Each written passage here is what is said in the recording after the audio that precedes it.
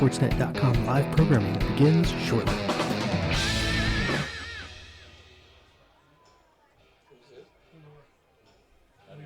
His car broke down on the way to school last Friday. Didn't you realize he didn't play? Yeah, he neither. I felt the cult well on my behalf. We were having too much fun. Well, I got to sit down at fourth quarter. He was standing up the 50 yard line. I was like, that's the thing. Like Sherry's out there playing defensive back, and then all of a sudden it's like, well, I thought maybe he was sick or something, but he's in uniform down there. I was like, he's not playing. So I asked my nephew after the game last night, he said his car broke down. So it was late.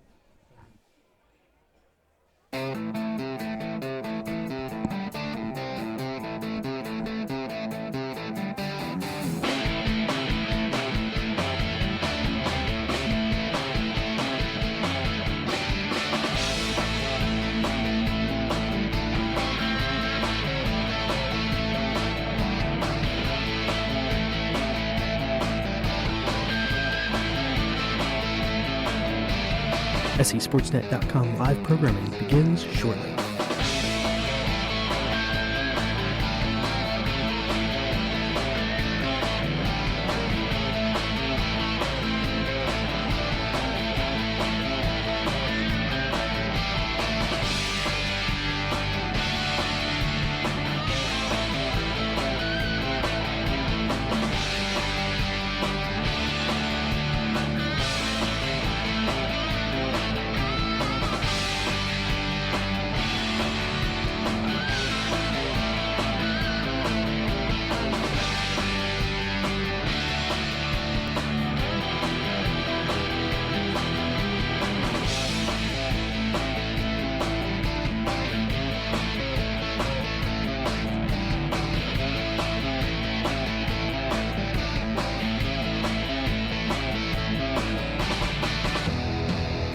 SESportsnet.com live programming begins shortly.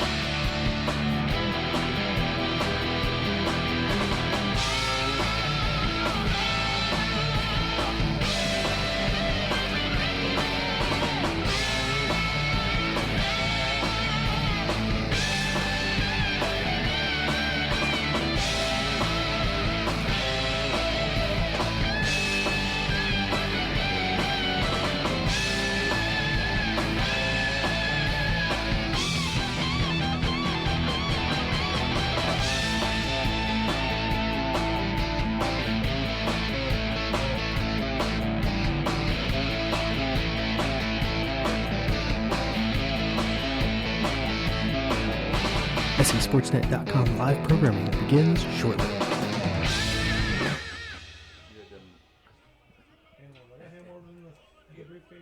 Well, a couple times I did playoff games, Cumberland Valley playoff games, and they had us outside. Yes, You were with me. I went to Wilson. That's right. You and I did. That's right. It was so cold. And the first year I did it, I had no idea we were going to be outside, and I wasn't even dressed for it. Never so cold in my life.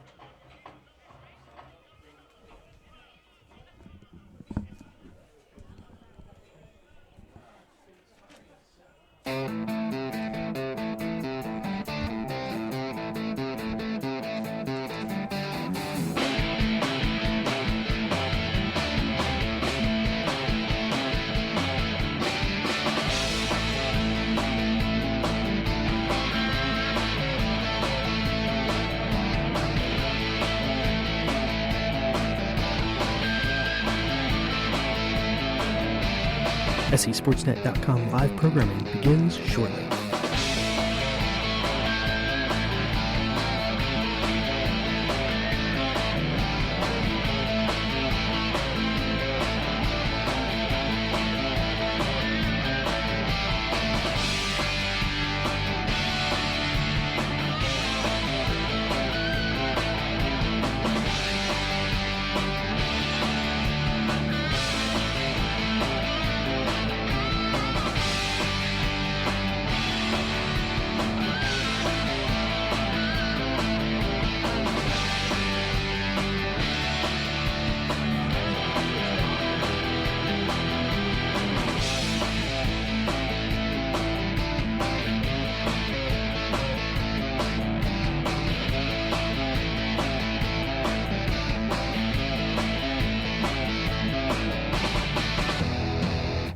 SESportsNet.com live programming begins shortly.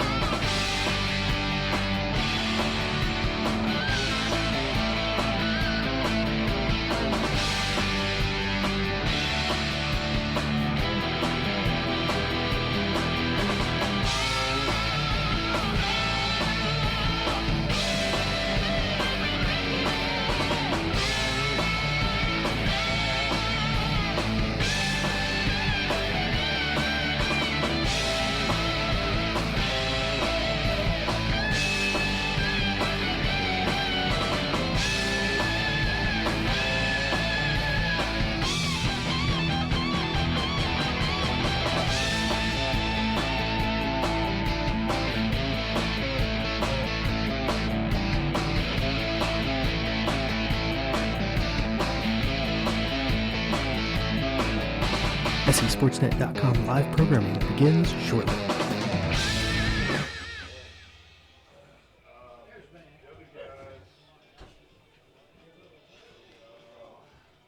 Faculty? It's faculty. Faculty. Faculty. What? 6:30. 6:30, hold on, yeah. Yeah, faculty. Loaded Beachy.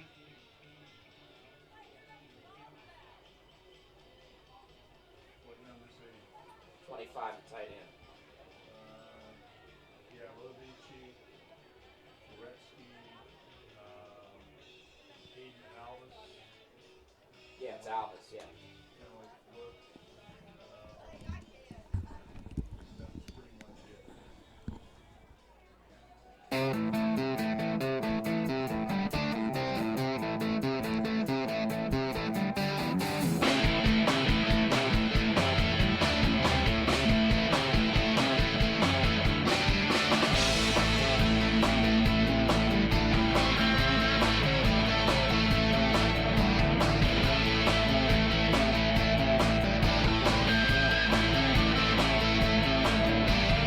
SESportsNet.com live programming begins shortly.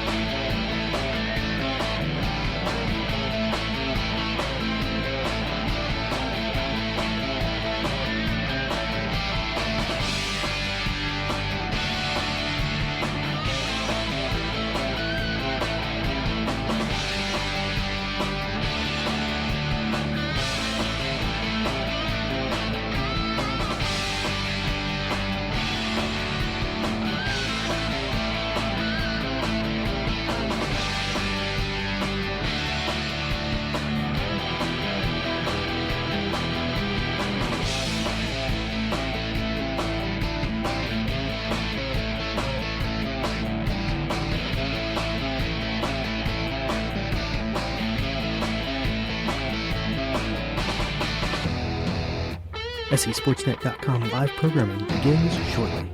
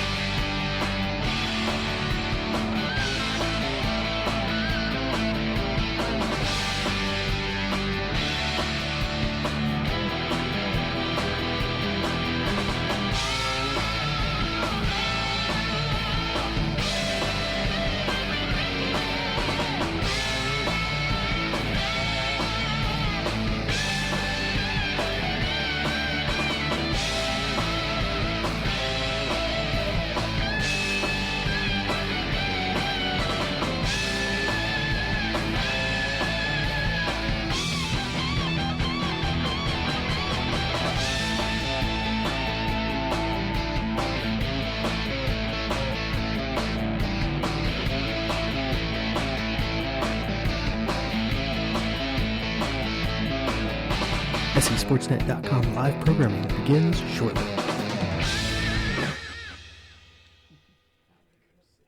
That's what he said.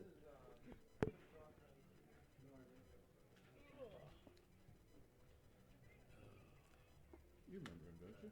Yeah, I think so. He's in the wedding.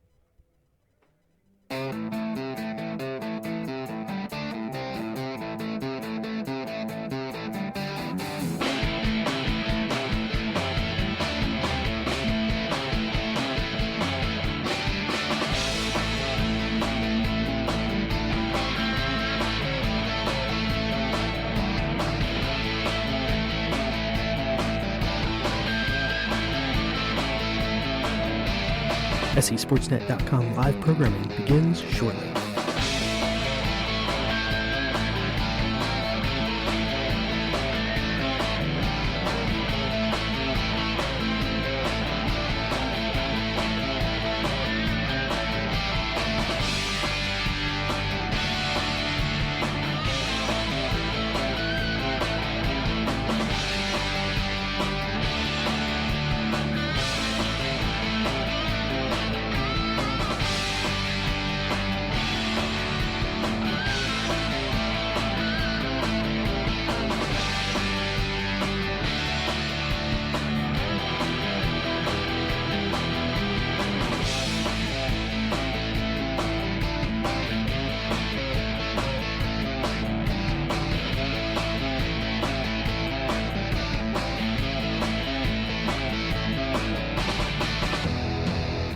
SESportsNet.com live programming begins shortly.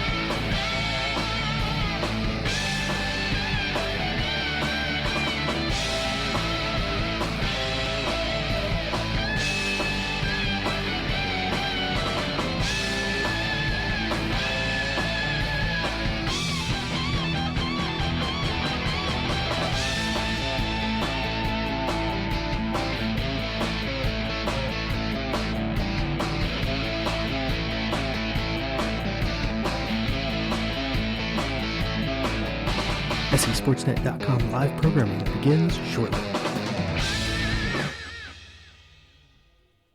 Yeah, we're going to go on 6:30. Yeah. What time you got? I'll give him a mark on 6:21 here. We're going to go 6:21 in a minute here, rush hour. That's what they should do.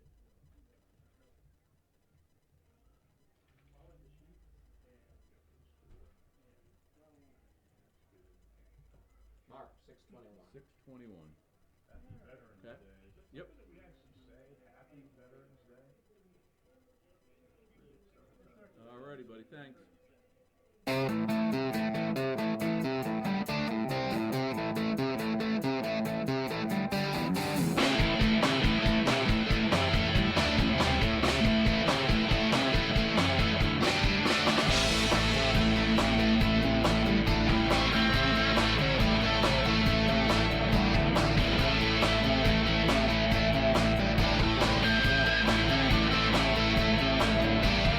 SESportsNet.com live programming begins shortly.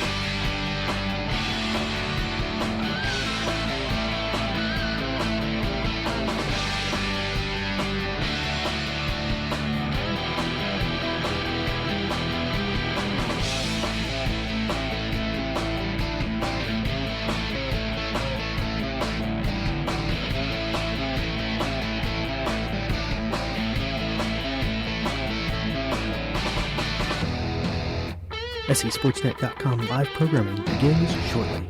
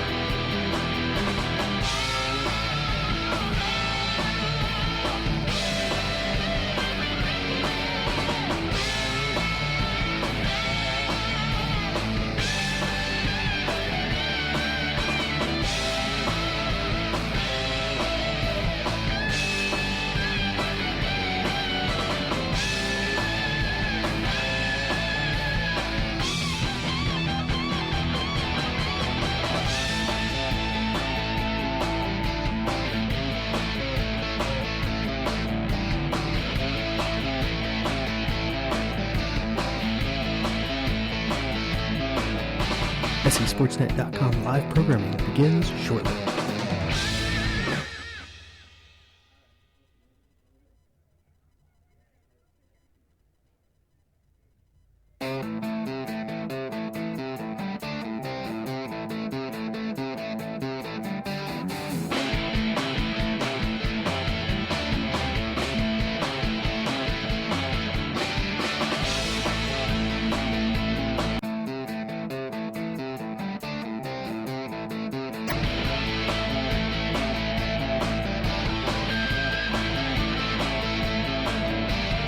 SESportsNet.com live programming begins shortly.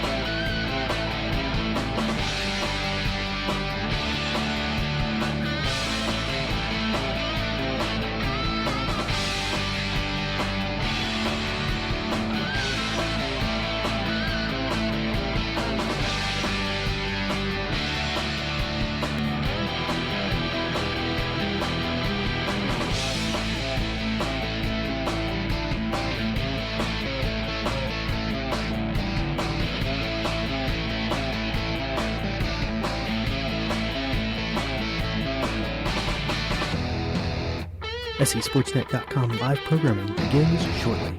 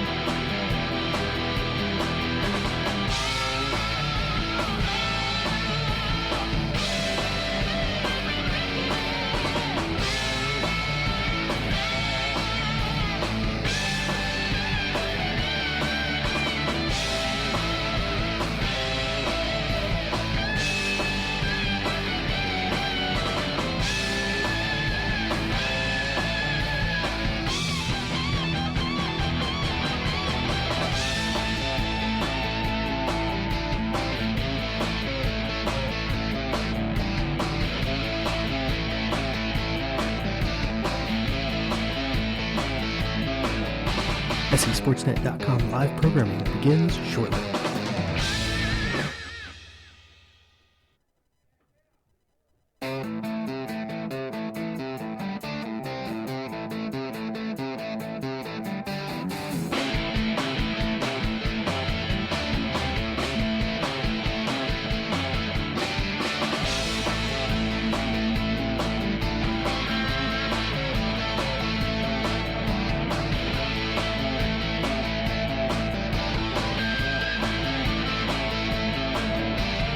SESportsnet.com live programming begins shortly.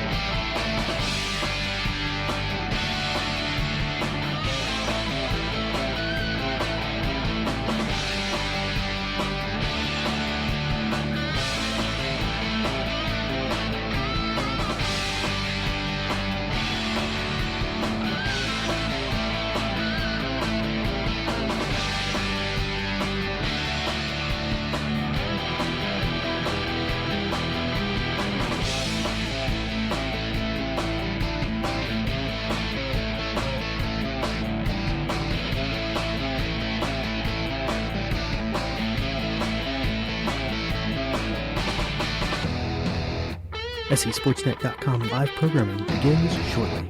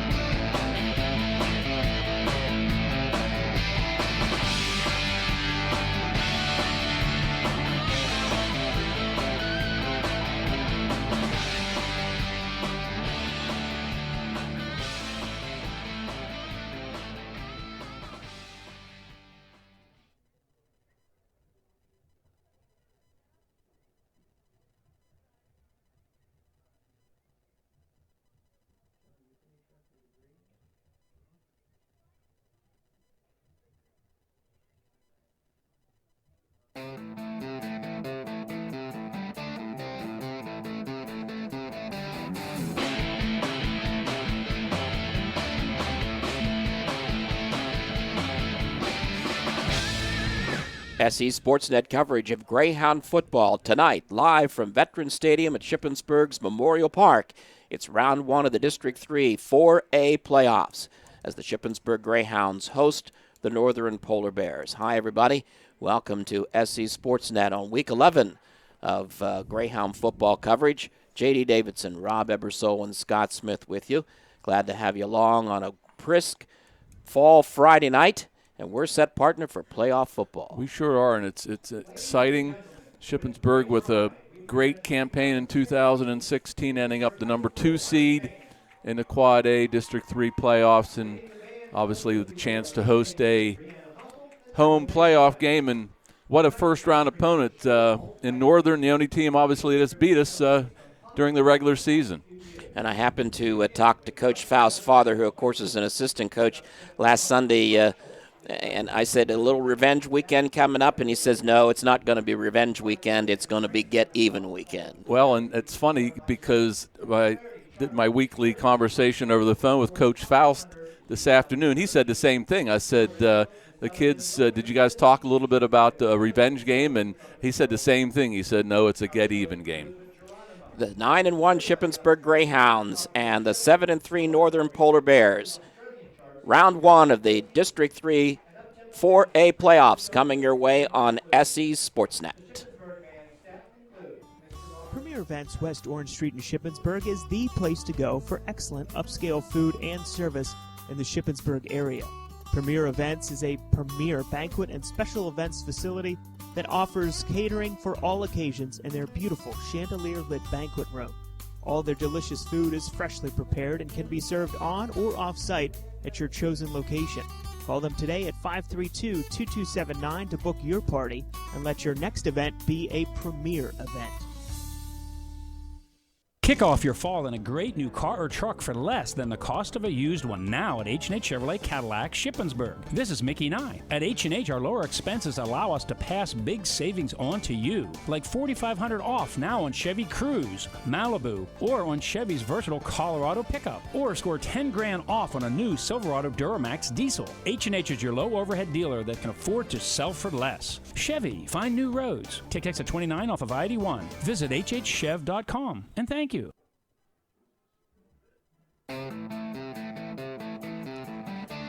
Greyhound football on SE Sportsnet, powered by the Kramer Insurance Agency.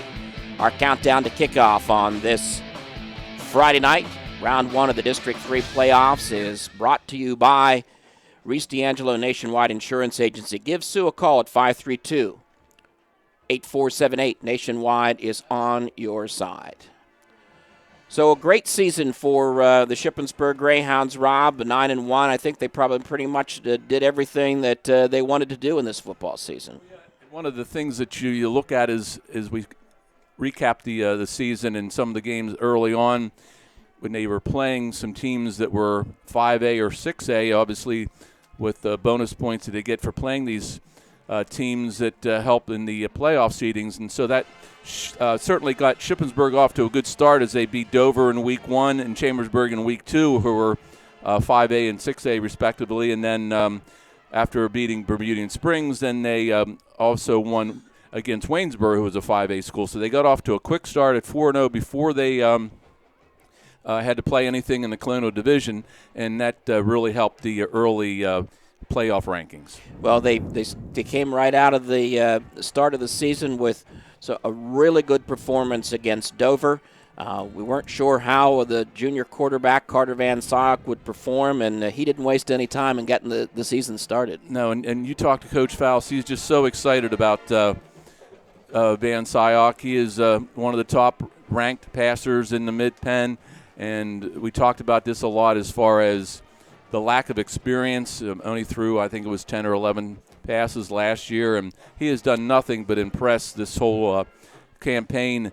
A lot of poise back there, has a great arm, and he's done a wonderful job as the quarterback for the Greyhounds. And I think everybody's been impressed with the balanced attack that Shippensburg put together offensively this year. Sure has. Of course, with Cody Gustafson, who's the number one receiver in the Mid-Penn, leading the way.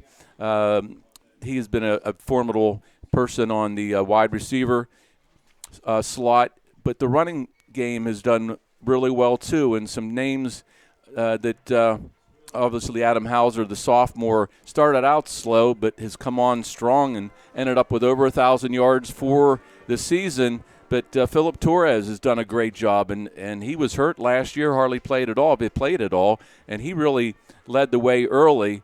And Chavez, obviously, too, and Cameron Tinner coming in and doing some work at the fullback slot. So they have really run the ball well, and with those four guys that I mentioned. Yeah, it's really been fun to see it mature in their running game. In the last few weeks, working out of the eye and even playing Cameron Tinner, as you mentioned, has had a part in the running attack as well. Yeah, and Adam Hauser, we keep saying, only a sophomore, and the first couple games, the first half, I don't think he quite could figure out what he was supposed to do, where he was supposed to run. He was supposed to run outside, and then he'd cut inside. But he's finally got it, and when he can use that speed and get to the outside, that's when he's at his best. A couple things that also positive for this Shippensburg Greyhound team was they had some adversity in the middle part of the season. They found themselves down at halftime in a couple ball games, but kept their heads about them and really persevered in some games that gave them some really nice victories. Yeah, and the one that I think about is the Mifflin County game that was really a tale of different quarters. It was interesting. Shippensburg came out, and then Mifflin County really took it to them for a while, but they showed the poise that you mentioned and came back and won the game. And I'll tell you, it just makes sense that it helps whenever you go through those games throughout the season, to strengthen your squad. JD, your thoughts on the balanced attack that Shippensburg put together in the regular season and how they really just had accomplished everything they were looking for this year? Yeah, the passing game, running game really worked out well throughout the season. Adam Hauser, like you said, he's had 3 big weeks here at the end of the season, going over 100 yards in each 3 ball games to get over 1,000 yards for the season. He's picked up 1,018 yards on the season to lead the Greyhound attack, but Philip Torres has chipped in 550. Hauser averages 6.79 a carry, and Torres 5.29. The Greyhounds have rushed for 1,800 yards on the season, so running games come along nicely and strong. Carter Van Syok, 104 passes completed, 171 attempted, for 1,779 yards, 60% completion percentage, 19 touchdowns and 8 interceptions. So, good balance, pass and run when you got 1,800 yards rushing, 1,900 yards passing. That's a real nice balance. Defensively, it's another aspect of this Shippensburg team that you got to be impressed with, led by Cameron Tinner, who is just an outstanding athlete, obviously a great wrestler. He was a state qualifier last year in the PIAA Wrestling Championships, and just a leader on this defense, Scott. And there's other players too, Dylan Jumper and Ian King. Ian King is really, I think he's the leading tackler. He's real close with Cameron Tinner, but we can just go on and on. Wheeler and some of the other guys that Danny Santana just have done a very good job defensively, and that's certainly helped the cause for Shippensburg also. The four linebackers for Shippensburg, just outstanding, extremely aggressive. They've done some things this year that we've not seen them do in the past. They've matured a lot, and they keep the offense, the opponents, off balance quite a bit. We are on our Countdown to Kickoff show from Shippensburg's Veterans Stadium on this Veterans Day 2016. And our Countdown to Kickoff will continue after these messages. Advantage ChemDry understands that your pets are an important part of your family, but what happens when they cause messes? We have a revolutionary pet urine removal treatment that's specially formulated to eliminate urine odors. We offer full evaluations, including treating your subfloor, carpet, padding, and new flooring replacement. Stop being embarrassed by your pet's accidents and call me, Ashley, at 717-532-8676 or visit us online at AdvantageChemDry.com. Get $20 off your pet urine removal treatment. You have auto insurance because, let's face it, stuff happens. And then you feel punished with a rate hike after filing a claim? Erie Rate Lock changes all that. With Rate Lock from Erie Insurance, your low rate stays great until you change cars, drivers, or your address. Your Erie agent in Shippensburg is Carl Kramer Insurance. Get a quote at 717-530-8600. Rate Lock does not guarantee continued insurance coverage. Insured must meet necessary underwriting guidelines. Premium may change if you make policy changes. Not all products are offered in all states. Patent pending. Countdown to Kickoff. Greyhound football on SC Sportsnet, powered by the Kramer Insurance Agency. J.D. Davidson, Rob Ebersole, and Scott Smith with you on the first Friday night of the playoffs as we continue to review the Shippensburg Greyhound football season here in the early part of our show. Well, and of course, the only blemish is the team they're playing tonight is Shippensburg lost at Northern in the eighth game of the season, a game that you guys did that I took that week off. They outplayed Northern, gaining them yardage-wise 398 to 186, so dominated, but a bad break, a fumble recovery, then a late kickoff, and that was the only loss in the season for Shippensburg. Yeah, I think one of the problems that Shippensburg encountered in that game was, besides a Northern team that did not quit, when they found themselves down quite a bit, but Shippensburg was unable to. They moved the ball within the 20-yard or outside of the 20-yard lines, but they couldn't finish drives and put points on the board. Now, when I talked to Coach Faust today, that's exactly what he said, that it wouldn't have mattered if as much Hauser fumbled the ball as he did late in the game if they would have finished some of the drives because they had been well in front. So that's something that I know they talked about this week in practice. He told me is they just have to concentrate more and take advantage of whatever breaks they get and then finish those scoring drives. So what were his overall feelings moving into the game tonight? Well, he's just been, as I mentioned, so positive the whole year, and we were talking about some of the highlights and some of the kids, and I said I'm just really looking forward to broadcasting this game tonight, and he said to me, you know what, these kids are special. I don't want this season to be over yet. So the challenge is Northern, and we'll talk about the Northern Polar Bears when we return as our Countdown to Kickoff, brought to you by Reese D'Angelo Insurance, continues from Shippensburg High School. What is one of the best ways to give your staff a professional look? Dress them for success with customized outerwear, sweaters, sport and woven shirts, or tees sporting your business logo. CVR Uniforms will apply your professional logo or group logo to any of their products. CVR Uniforms offers excellent turnaround time and the highest quality work at competitive prices. 111 West King Street inside of Town Cleaners. Call CVR Uniforms today at 532-7622. Planning a special party, celebration, business meeting, or just getting together with your favorite people, Newt's Pub and Grill is the place. Newt's second floor offers a lounge area and banquet rooms. Select from their special banquet menu and buffet options. Newt staff looks forward to creating a great experience. Give Newt's Pub and Grill a call, 532-3876. Your next special event will be game-changing, being held at Newt's Pub and Grill. Hey, insurance companies that want to spend $1 gazillion on funny TV ads can go right ahead, as long as it's not my money paying for it. For seriously good auto, home, business, or life insurance, I go to Erie Insurance, where a great price is just the start. You get unbelievable service, independent agents you can really trust, and superior products. But don't just take it from me. Talk to your local Erie agent. Your Erie agent in Shippensburg is Carl Kramer Insurance. Get a quote at 717-530-8600.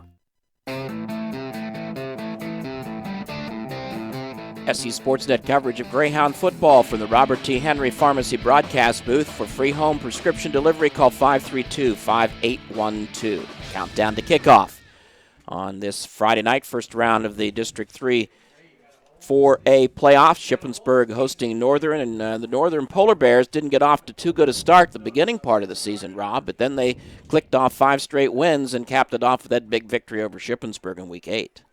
Yeah, they started out 2-3, and then the last 5 games beat West Perry, Greencastle, Shippensburg, Mifflin County, and Buchanan. And they are led by Curtis Robinson.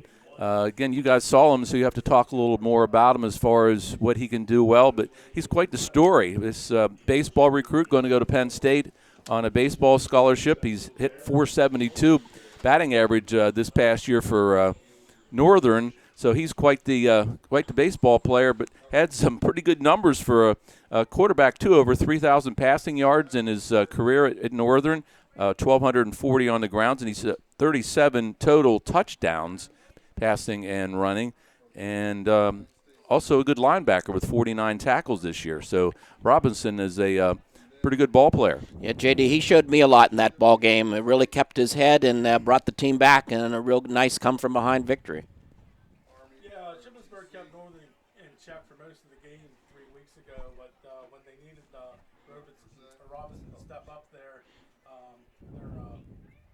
Touchdown pass to get him in 2. He got stepped on the play. I got to see that in the highlights afterwards. We thought he slipped. They got stepped on and almost went down, gained his bounce back, rolled out, and hit the receiver in the corner of the end zone for the touchdown.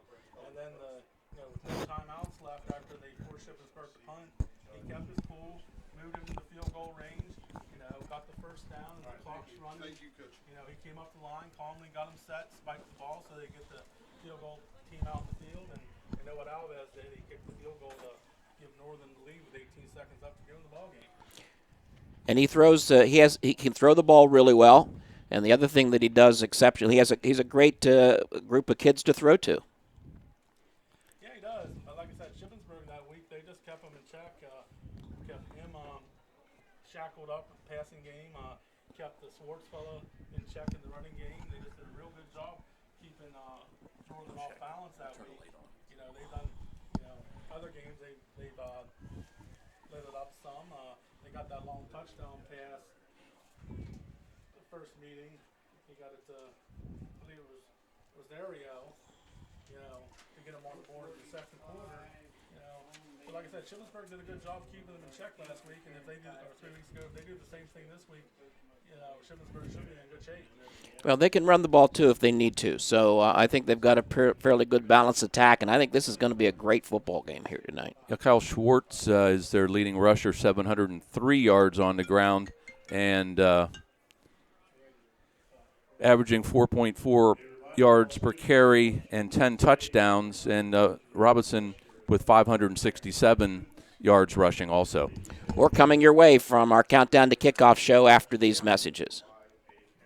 Now you can stay in touch with Shippensburg and the surrounding communities by subscribing to your hometown newspaper, the Shippensburg News Chronicle. Print edition, web edition, or e-edition, all at your fingertips and for just pennies a day. ShipNC.com gets you connected to breaking news, sports, features. Since 1844, Shippensburg has depended on the accuracy of the news and sports and more at the Shippensburg News Chronicle. Subscribe today at ShipNC.com. Now at our new location, 240 West King Street.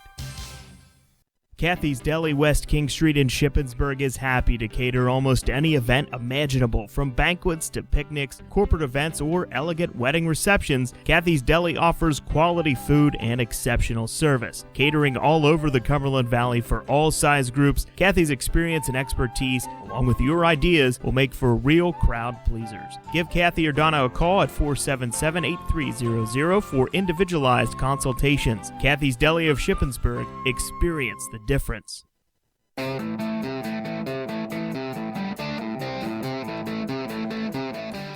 Greyhounds Countdown to Kickoff, sponsored by Reese D'Angelo Nationwide Insurance Agency. Give Sue a call at 532-8478. Nationwide is on your side. So tonight, guys, it's a get-even game for the Shippensburg Greyhounds, but this is going to be a well-balanced game to be played by both of these teams. Well, and I talked to Coach Faust. He was mentioning about Gustafson, and as I mentioned, the number one wide receiver in the mid-pen with 56 receptions over 1,100 yards and 12 touchdowns and over 20 yards per catch, which is a pretty impressive stat. But they're going to try to do a couple things with him because he's been seeing more double team because of his success. They're going to put him in motion a little bit more, try to get him open some by using that kind of a ploy. So, and everybody seems to be healthy. So I just think they just have to play their game. I mean, it's pretty simple. They play the way they've been playing. I think they should be able to beat Northern pretty good. Now the Shippensburg High School in their home maroon uniforms with white numerals have just entered the field as the Northern Polar Bears, who are using the swimming pool locker room on the far northwest corner of Memorial Park here tonight, slowly walk to the gridiron here at Shippensburg's Veterans Stadium. As we mentioned, this is Veterans Day 2016, and we salute all veterans, those that have served and are serving our country and keeping us safe each and every day, and we owe them all a huge debt of gratitude. So both teams out, the excitement is building. A little disappointed that the crowd's not a little larger here tonight, guys. Oh, maybe they're all home listening to us on the radio or on the web. But a couple notes here. Shippensburg, 8 of the 10 ball games this year, they have scored on their first possession. Three of the 4 games, I don't have the first 2. Teams have deferred to Shippensburg in the first half, and they received. One of the teams was Northern, and Shippensburg went down the field 13 plays, 81 yards for a touchdown. So, and then even the games that Shippensburg didn't score in their first drive, they scored first in the ball game. The only team to score points in the first quarter this year against Shippensburg was Bermudian Springs. And as you mentioned in your pregame there early on, Mifflin County had a 14-minute, 30-second lead on Shippensburg in that ball game. The other 2 ball games that they trailed in, Bermudian Springs and Northern, they only trailed for 3 minutes and 25 seconds. So the Greyhounds have only trailed for 18 minutes and 1 second throughout the course of the season. That's a good stat there, buddy. You did some little homework, didn't you? So the day, obviously, other games, and we'll try to get some scores to you as the evening progresses. East Pennsboro is playing, they're the 8th seed. They're playing at Berks Catholic, Lampeter Strasburg at York Suburban. And then the big one is Milton Hershey at Bishop McDevitt. That will be whoever wins that game will play the winner of tonight's game. So that'll be interesting. We'll keep an eye on that, Milton Hershey and Bishop McDevitt.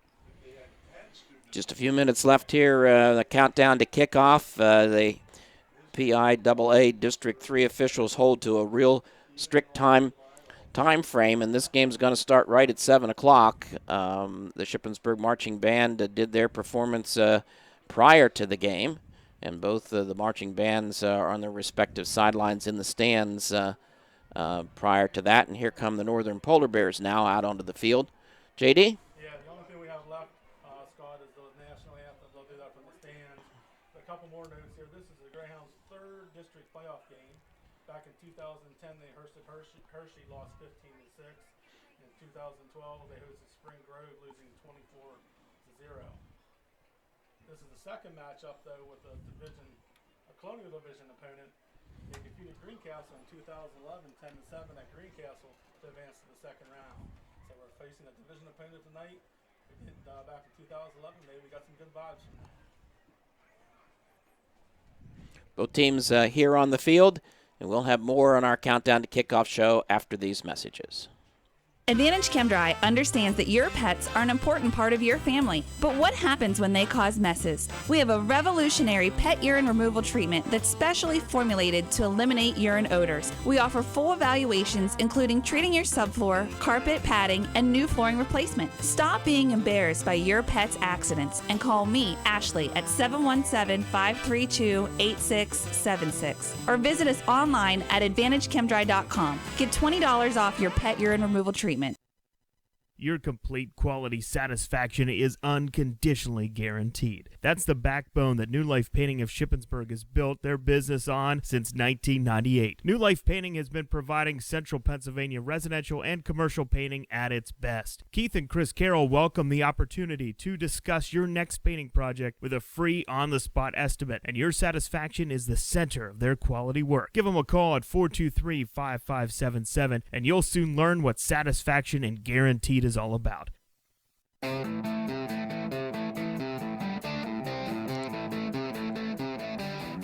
There's a lot of anticipation going on out here. Both these teams on their sidelines, and we're just waiting for the clock to tick down towards 7 o'clock. Let's take a look at the Northern starting offense, of course, led in there by number 17, Curtis Robinson. His fullback behind him is number 36, Jake Coover, and the tailback is Kyle Swartz, number 7.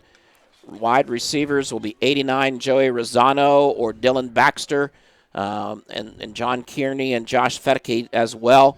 The offensive line led in there by center Nick LaRue. Right guard is Kyle Gross. Joe Samsell is the left guard, and the tackles are Blake Sanchez and Spencer Bresky. Of course, for Shippensburg, it'll be Carter Van Syak at quarterback, and in the backfield to start will be Philip Torres and Adam Hauser.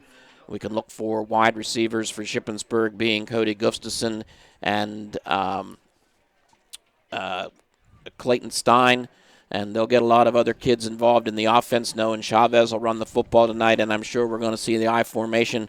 And Cameron Tinner will be the big fullback for Shippensburg as well. Yeah, that's a good formation. They like to run, obviously, on short yardage possibilities, and Cameron Tinner is a good blocker, but he can pound out some yards too when he needs to, and obviously he's the holder for the extra points, and that's been an interesting concept sometimes, is they've gone for 2 points more than once this year, so Cameron Tinner is involved on both sides of the ball. Yeah, we didn't talk about that in the last contest with Northern. Shippensburg failed to convert 2 points, or that field goal that won the game for Northern would have resulted in possibly a tie, and then we'd have gone into overtime. But you can't talk about what happened before. Now you got to look at what's going to happen here tonight. Well, another thing we didn't mention is their kicking game is Aiden Alves, a senior, and he's kicked 7 field goals on this year, and, of course, the game winner against Shippensburg earlier on. Well, we have a lot of local television here tonight. Looks like WGAL Channel 8 is here, along with Channel 27 and maybe even Channel 21. A lot of coverage for this tonight. We hope you're going to enjoy the game on SE Sportsnet or on WEEO Radio. Glad to have you along. So we're getting close to the ceremonial toss of the coin. That's coming up next right here on SE Sportsnet. Kick off your fall in a great new car or truck for less than the cost of a used one now at H&H Chevrolet Cadillac Shippensburg. This is Mickey Nye. At H&H, our lower expenses allow us to pass big savings on to you, like $4,500 off now on Chevy Cruze, Malibu, or on Chevy's versatile Colorado pickup, or score $10,000 off on a new Silverado Duramax diesel. H&H is your low overhead dealer that can afford to sell for less. Chevy, find new roads. Take exit 29 off of I-81. Visit hhchev.com, and thank you. Hey, insurance companies that want to spend $1 gazillion on funny TV ads can go right ahead, as long as it's not my money paying for it. For seriously good auto, home, business, or life insurance, I go to Erie Insurance, where a great price is just the start. You get unbelievable service, independent agents you can really trust, and superior products. But don't just take it from me. Talk to your local Erie agent. Your Erie agent in Shippensburg is Carl Kramer Insurance. Get a quote at 717-530-8600. With more than 20 years of experience, Kathy Pugh and her customer service friendly staff are no strangers to making customers happy with great food and friendly hometown service. From specialty soups, salads, made-to-order sandwiches, baked goods, and gourmet coffees, Kathy's Deli has grown to one of the most popular caterers in our area. A great place for breakfast, lunch, or dinner. Voted #1 deli and #1 for lunch. Kathy's Deli, West King Street, Shippensburg. Experience the difference. Residential and commercial painting at its best. That simply is New Life Painting, a family-owned Shippensburg company that welcomes the opportunity to discuss your painting needs, one room, or your full house. For 15 years, New Life Painting has guaranteed neatness, efficiency, and quality at affordable prices. If you're thinking of freshening up your home for this fall and winter, give Keith and Whitey a call. New Life Painting, 423-5577 for a free estimate and color consultation. New Life Painting of Shippensburg, 423-5577. You have auto insurance because, let's face it, stuff happens. And then you feel punished with a rate hike after filing a claim? Erie Rate Lock changes all that. With Rate Lock from Erie Insurance, your low rate stays great until you change cars, drivers, or your address. Your Erie agent in Shippensburg is Carl Kramer Insurance. Get a quote at 717-530-8600. Rate lock does not guarantee continued insurance coverage. Insured must meet necessary underwriting guidelines. Premium may change if you make policy changes. Not all products are offered in all states. Patent pending. Since 1844, Shippensburg's hometown newspaper, the Shippensburg News Chronicle, has been making it their business to cover breaking news, features, local government, and sport. And now you can have your hometown news delivered to your door or to your computer for just pennies a day. Whether you prefer the traditional print, e-edition, or web edition, you will always be in touch with the community. To subscribe, go to shipnc.com and click on the edition that suits your lifestyle. Stay in touch with Shippensburg and the surrounding communities by subscribing today. Shipnc.com, the Shippensburg News Chronicle, now at our new location, 240 West King Street.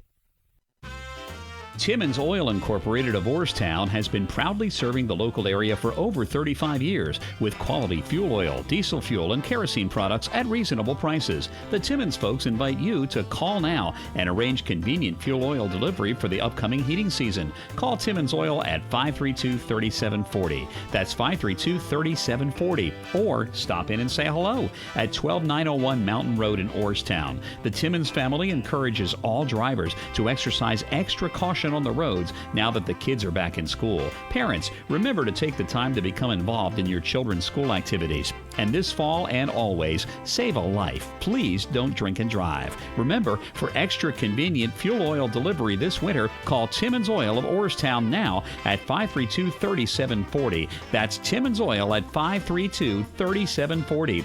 The Timmins family is proud to be part of our Cumberland and Franklin County communities. And go Greyhounds!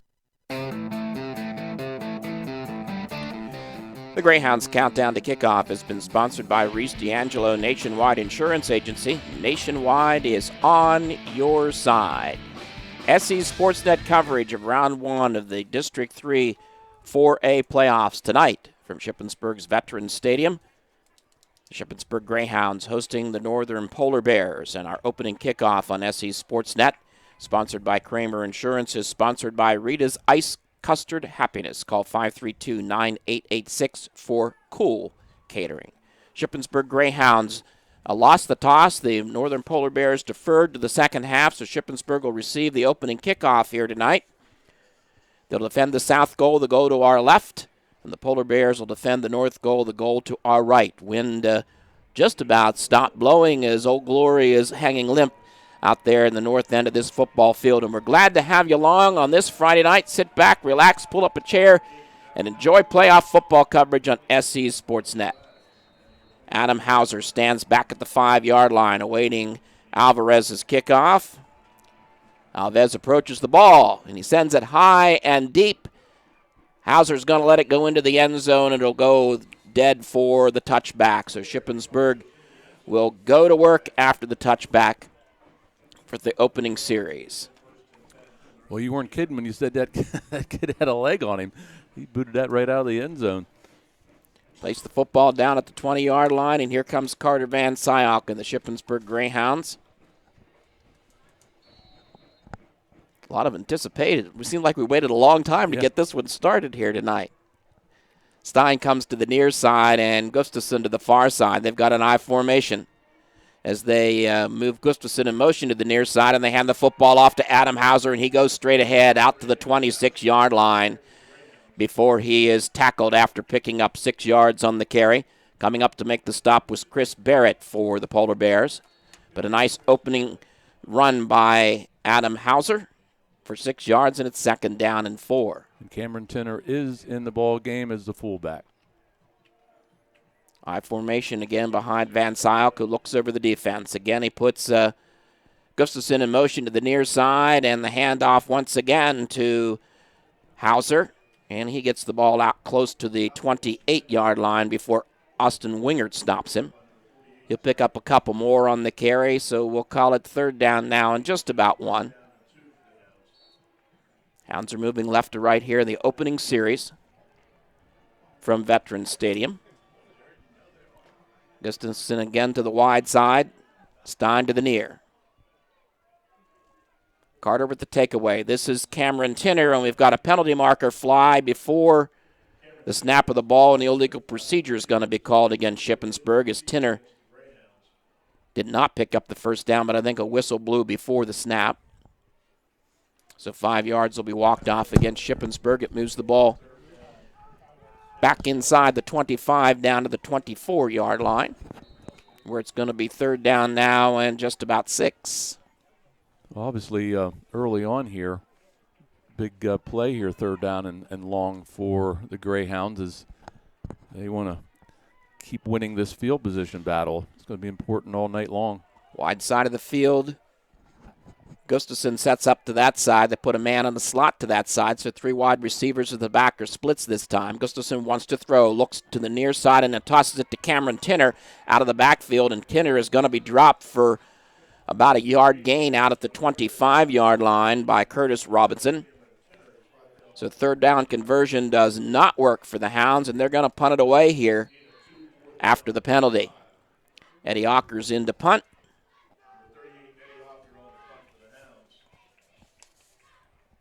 Back deep is Kyle Kerstetter for the Polar Bears. Nice punt by Ocker. And it's a fair catch called for at the 41-yard line. And that's where the Polar Bears will go to work. And they're going to start with really good field position, Rob. Well, as we mentioned, it's field position in this kind of game, and a playoff game that everybody's nerves are going to be uptight here to start. And so far, advantage Northern. Now they actually moved the ball back across the 40.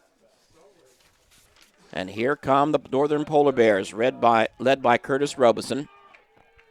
I formation behind him. He tosses the football off to Kyle Swartz, who tries to turn it up the far sideline. He does turn the corner and dives out across the 40 and out to about the 43-yard line before he was met by Tyler McSherry.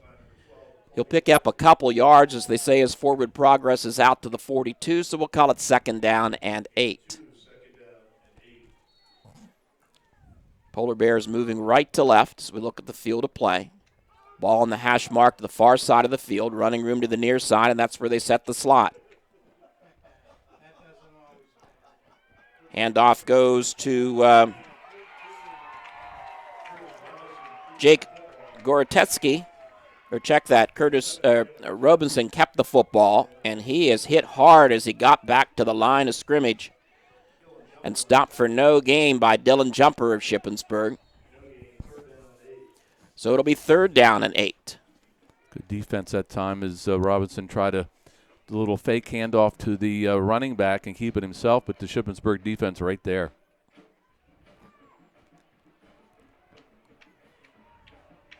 This time Robinson from the gun. Hands the football off to Kyle Swartz, who spins and turns out of one tackle in the backfield, and he's going to be dropped for a loss back to about the 37-yard line. Great play by Colby Tracy for Shippensburg. You're going to lose actually about 5 yards, so it's going to be 4th down now and about 13, and the Bears will have to punt it away. Alves in to punt. And Gustafson stands at about his 23, 24-yard line. Nice kick, which turns over. Hits at the 28-yard line and takes a tremendous northern bounce down inside the 5-yard line. What a punt by Alves. And pins Shippensburg back at their 5-yard line. Not quite sure about that one, Scott. I would have thought Gustafson could at least made a fair catch attempt, but he just let it bounce, and it certainly bounced. 57-yard punt for Alves. So the Hounds in the shadow of their own goal line here will go to work 1st and 10 at their 5. They'll have a slot to the near side as they move left to right. Backs are split. The toss to Adam Hauser, who tries to get outside, and he is not going to get away from the defender for Northern. That's Joey Rosano, who did a nice job as Hauser tried to turn it up the near sideline, but he couldn't get enough of speed to make the corner, and there's no gain on the play. It'll be 2nd down and 10. Hauser was actually out on his own pretty much, no blocking in front, and Rosano made a nice play. Ball 20 yards in from the near sideline. Stein goes wide to the far side. Slot is to the near side. And Gustafson is, check that. It's Stein is going to be called for an illegal procedure penalty as he moved before the snap. So that's a half a distance. Back to the 2.5-yard line, and Shippensburg isn't getting things going here offensively in the early part of this ball game, Rob. Little first quarter jitters on the Greyhounds' part. So it makes it 2nd down, and we'll call it 13. Gustafson to the far side and Stein to the near side. I formation, Adam Hauser with the call. Slides in off of left tackle, and he'll cross the 5-yard line and be pulled down out at about the 8-yard line by Robinson.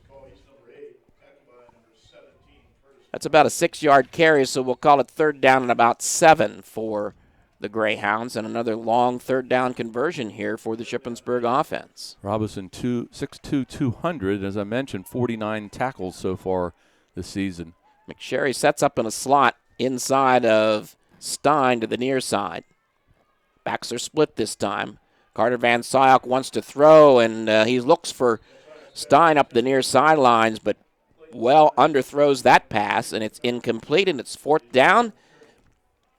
And Eddie Ocker, I'm sure, will be in to punt it again. Now we've got a holding call against Shippensburg, which will be declined.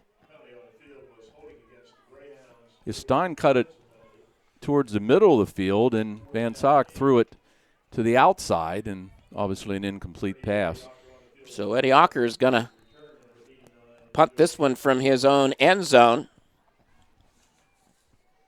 as Joey Rosano stands at the Shippensburg 45. Nice snap, no pressure, and Ocker sends a line drive kick that hits at the 35-yard line and finally rolls out to the 46-yard line. So a nice punt by Ocker, but the Polar Bears are going to have great field position at the Shippensburg 45-yard line to start this drive. Yeah, Shippensburg just looking out of sorts so far. A lot of penalties early and unable to get any offense going in their first 2 possessions. Well, and give the field game to the Polar Bears here at the 6:17 mark of this first quarter. As they break the huddle, send a slot to the far side of the formation and set an I formation behind Robinson. 1st and 10 from the 45. Robinson fakes a handoff, rolls to the far sideline, throws, and it falls short in front of John Kearney. Close to 1st down yardage at the 35, but it's incomplete, and it'll be 2nd down and 10. Give Cameron Tinner some credit for harassing Robinson and making him throw the ball a little sooner than he wanted to. Robinson did a nice job of faking that time, Rob. Mm-hmm. This time Robinson will work from the gun. Swartz wide to the far side of the field. Robinson rolls to the far sideline, steps and throws, and makes the connection at the 40-yard line. Coming up to make the tackle for Shippensburg was Dylan Jumper. that was complete to Rosano for 9 yards, so it'll be 3rd down and 1 as the ball's resting at the 36-yard line of Shippensburg. Robinson, the left-hander, he threw the ball very well that time. It was a nice, tight spiral. He has a lot of strength when he throws that football, Rob. This time the slot to the near side, actually a slot to either side. 4 wide receivers set. And the quarterback keeper by Robinson, who picks up the 1st down across the 20, down across the 15, and out of bounds inside the 10-yard line goes Curtis Robinson on a really, really nice run off of right tackle. And that's going to move the chains and give the Polar Bears, let's see where they put the football down, at the 10-yard line, so it's going to be 1st and goal. Dylan Jumper finally forced him out of bounds, but a great run by Curtis Robinson. And the Polar Bears are knocking on the door. Baxter wide to the near side. Robinson under center.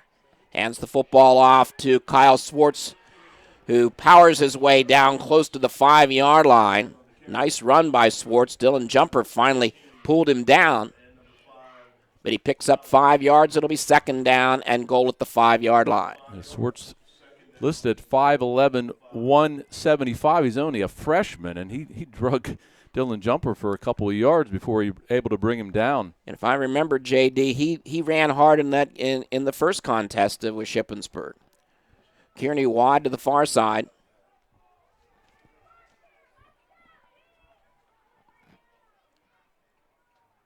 Robinson under center with the takeaway. Hands the football off to Kyle Swartz. And this time it's going to take 3 or 4 maroon-shirted Greyhounds to stop him, led by Dylan Jumper. He gets no gain on the play, so it'll be 3rd and goal from the 5-yard line.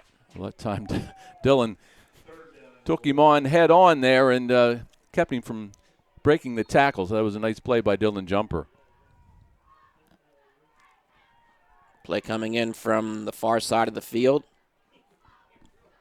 4 minutes left here in the first quarter. No score. But the Polar Bears have the football at the Shippensburg 5-yard line. Robinson under center. Rolls to the far sideline, looking into the end zone. The left-hander throws incomplete into the far corner of the end zone. He was looking for Joey Rosano, but that pass was underthrown, and so it's 4th down. Tyler McSherry on the coverage for the Hounds. And the hero of the first contest for the Polar Bears, Aiden Alves, is in to attempt a field goal here. He'll put his tee down at about the 11-yard line, so this is a 21-yard attempt. This young fella has quite a leg. Kearney on the hold. Alves' kick is up. And the Polar Bears are on the scoreboard with 3:40 left to go here in the first quarter. They lead it 3-0. Hey, insurance companies that want to spend a gazillion dollars on funny TV ads can go right ahead, as long as it's not my money paying for it. For seriously good auto, home, business, or life insurance, I go to Erie Insurance, where a great price is just the start. You get unbelievable service, independent agents you can really trust, and superior products. But don't just take it from me. Talk to your local Erie agent. Your Erie agent in Shippensburg is Carl Kramer Insurance. Get a quote at 717-530-8600. SC Sportsnet coverage of Greyhound football for the Robert T. Henry Pharmacy broadcast booth. For free home prescription delivery, call 532-5812. 6 plays and 35 yards gives the Polar Bears a 3-0 lead on the 21-yard Alves field goal. So Adam Hauser awaits Alves' kick.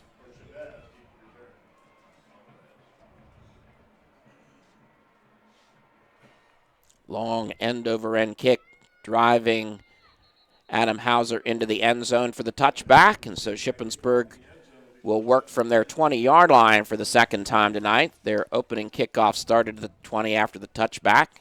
This is their 3rd possession here in this 3rd quarter.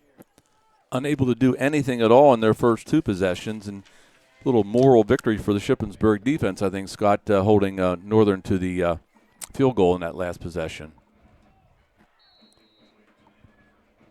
Hounds break the huddle. Cody Gustafson comes to the near side, and Clayton Stein to the far side. This time Tinner and Hauser are split in the backfield as Gustafson goes in motion, and the handoff goes to Adam Hauser, who spins and turns out across the 25, and will get out close to the 28-yard line. Nice run by Hauser, met by Joey Rosano. We'll call it a 9-yard carry out to the 29, and it'll be 2nd down and 1. Hauser straight up the middle that time and did his little spin move he likes to do, and a nice run. Van Syok has attempted 2 passes tonight. He's completed just 1. Hounds moving left to right. This is an inside handoff which goes to Torres. That's Cameron Tinner, who will pick up the first down out to the 31-yard line. So the Hounds get their first down of the ball game. Dominic Topper making the tackle. But the Hounds finally get a first down out to the 31-yard line. That's to help the cause a little bit. Maybe some of them nerves are settling down a little bit. Gustafson to the near. Stein to the far. Backs are split as Gustafson goes in motion to the far side. This is Adam Hauser again with the football. And he's going to get maybe 2 yards out to the 34-yard line. We'll see where they mark his forward progress. Yeah, let's be generous and give him 2. 2nd down and 8. Zarek Jordan on the tackle. So far, Shippensburg very conservative, Rob. Yeah, now, what was their game plan in the first game? Were they looking like this too? Do you remember, or was it more? But it's very conservative so far. Gustafson in motion to the near side this time. Carter Van Syok back to throw, and he completes the pass to Gustafson, who is out across the 40 and out of bounds, close to first down yardage. I believe where they mark his forward progress, it's going to be a first down, close to the 42-yard line. That'll move the chains for the Hounds one more time. Well, that was a nice play by Gustafson and a nice run after the catch, and he made that first down on his own. It was nice hustle, and that's why he's the best wide receiver in the mid-pen this year. Ball 20 yards in from the near sideline. Hounds will have a running room to the far side of the formation. Gustafson goes to that side. Stein to the near side. Tinner and Hauser in the backfield as Gustafson once more comes in motion to the near side. Handoff to Hauser. Hauser tries the far side of the formation, and he'll cross the 45 and power his way out to the 48-yard line before he's met by Nick LaRue. That's a nice 6-yard carry by Hauser, and it'll be 2nd down and 4. 1:40 left to go in the quarter. The Polar Bears have an early 3-0 lead as this first quarter is just about complete. In the first weekend of the District 3 4A playoffs. Again, Gustafson comes in motion to the near side. They fake a handoff and they toss it out to Gustafson, who will cross midfield and step out of bounds again for the first down at the 48-yard line of the Polar Bears. Rosano in on the carry, but that's going to move the chains one more time. And now they want to measure after they've moved the football again. I just don't get it. Same play as before, the little swing pass out to Gustafson, and now are they going to move? Nope, they're going to bring the chains out. No, the referee signaled first down after he wanted to bring the chains in. Then he walked up and took a look, and he signaled first down. As the chains were coming onto the field. Yep. So it's 1st and 10 Shippensburg. First time they've had the football in Polar Bear territory here in the football game. They're at the Polar Bear 48. Running room to the far side of the field, and Gustafson comes in motion to the near side. Hand off to Adam Hauser, who dives out across the 45 and down. His knee's going to go down at the 45-yard line. Zarek Jordan making a nice ankle tackle. But that'll be a 4-yard pickup by Hauser, and it'll be 2nd down and 6. 1 minute left to go in the quarter. Northern leads at 3-0. Hounds on the move. This drive started at their 20-yard line. Now they set up at an I. Hauser dots it behind Tinner. Gustafson in motion. The toss to Hauser. Tinner blocks out in front, and Hauser's loosed in the secondary, and he'll pick up the first down inside the 35 and is slammed to the turf just shy of the 30-yard line by Ryan Way. Ray made a heck of a tackle, but Hauser had a great run, and he picks up the first down at the 31 of the Polar Bears. Well, Gustafson had his hands in the air like it was going to be a touchdown, because if May wouldn't have made that stop, Hauser would have scored. Hounds have running room to the near side, and that's where Stein sets up. Gustafson wide to the far side. I formation one more time. This is Adam Hauser, and Hauser has a big opener, and he'll pick up another first down inside the 20, down to the 16-yard line of the Polar Bears. Curtis Robinson finally making the tackle, but moved the chains one more time for the Shippensburg Greyhounds at the 16-yard line. Great blocking up front by the Shippensburg offensive line, and two really, really nice runs back-to-back by Adam Hauser. Carter with the takeaway. Hauser gets the call one more time, and he'll get the ball down close to the 15-yard line before the quarter comes to a close. Zarek Jordan making the stop. But we've got 12 minutes in the books at Shippensburg High School, and the Northern Polar Bears lead the Shippensburg Greyhounds by a score of 3-0. Planning a special party, celebration, business meeting, or just getting together with your favorite people, Newt's Pub and Grill is the place. Newt's second floor offers a lounge area and banquet rooms. Select from their special banquet menu and buffet options. Newt staff looks forward to creating a great experience. Give Newt's Pub and Grill a call, 532-3876. Your next special event will be game-changing, being held at Newt's Pub and Grill.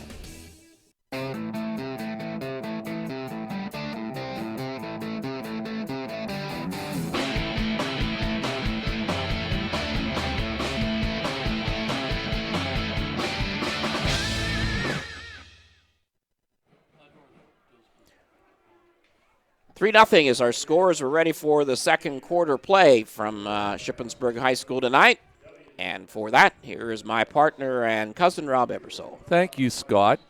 First two possessions for Shippensburg were pretty bad. This one, they have marched down the field and have it second down and 8 at the northern 15-yard line as the Polar Bears leading it 3-0.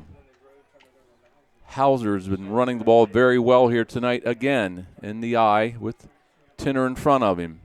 Second down and 8. There's the pitch to Hauser. Nice block by Tinner, and Hauser is going to go into the corner of the end zone. Touchdown. Adam Hauser with a great block by Cameron Tinner. And Shippensburg takes the lead 6-3. Boy, just like a bullet. I mean, he diagonally headed for the pylon on the far side of the field, just stepped in there to make that touchdown. So Adam Hauser with the score. And extra point by Jackson Van Horn. The attempt.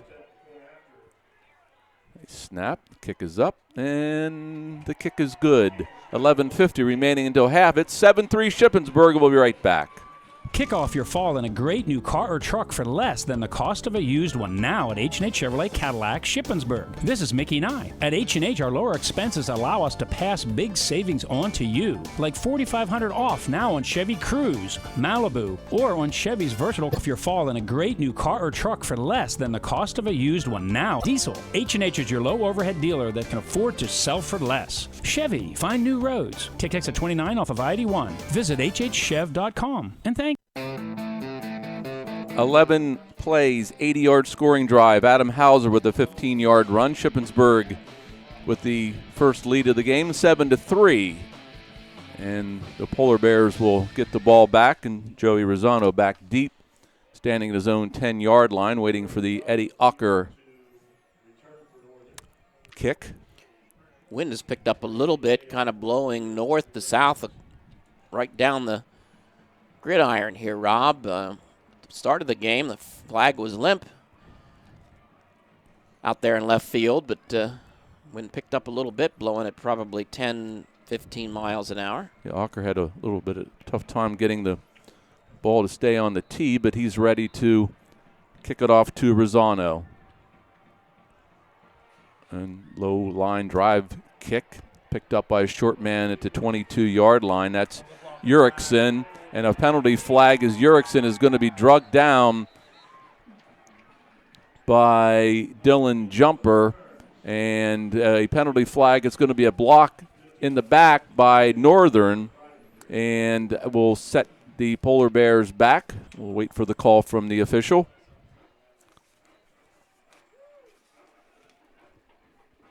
Joseph Samso with the penalty, and blocking the back against Northern, and that will bring the ball back inside the 10-yard line at the 8. So that's where Northern will start out 1st and 10. Senior quarterback Curtis Robinson, 6'2", 200 pounds, 4 wide receivers, and Swartz is the lone setback. Robinson from the gun throws to the left side.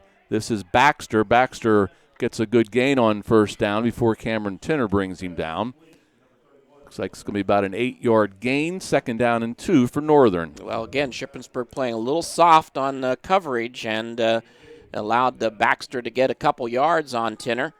And a really nice throw again by Robinson to Baxter for the catch. Baxter's 20th catch of the season. 2nd down and 2. Robinson from the gun again. And Robinson's going to keep it around the right end. There was a hold that didn't get called. 1st down and more. Robinson still on his feet, midfield, tripped up and into Shippensburg territory. That was Cody Gustafson on the stop, but no penalty called. Robinson with a nice run around right end, and they're going to set up shop 1st and 10 at the Shippensburg 40. Well, he got a lot of help because there was a huge hold that did not draw a yellow penalty marker, but Robinson did a heck of a job of running that football. Broke a couple of tackles. Gustafson finally brought him down. So 1st and 10 from the Shippensburg 40. Hands on his hips. I think he's a little winded. Jurkison is the running back now, and he'll get the call and puts his head down straight up the middle. Dylan Jumper drags him down. Short gain for Northern, gain of 2, 2nd down and 8. Colby Tracy also in on that stop. So the ball will be marked at the Shippensburg 38-yard line. Well, this was something that Northern was able to do very, very effectively in their comeback against Shippensburg in Week 8. Robinson just ran the ball really, really well. Swartz back in the ball game. 4 receivers again for Northern. Robinson's going to throw to the left, caught by Baxter, and Baxter's going to fight forward. Looks like he has enough for the 1st down. Cameron Tinner on another stop, and that will move the chains. Northern has it 1st and 10 inside the 30-yard line of the Greyhounds. Well, Brandon Wheeler had a chance to bring Baxter down, but he missed the tackle, and Tinner was right there to clean it up for the Greyhounds. Robinson hands it off to, no, he fakes the handoff, and Robinson hands down the left side around left end, and he's going to get another good gain.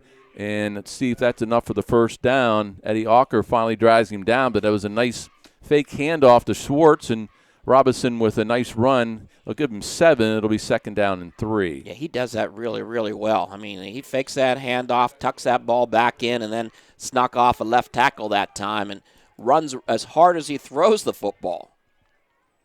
2nd down.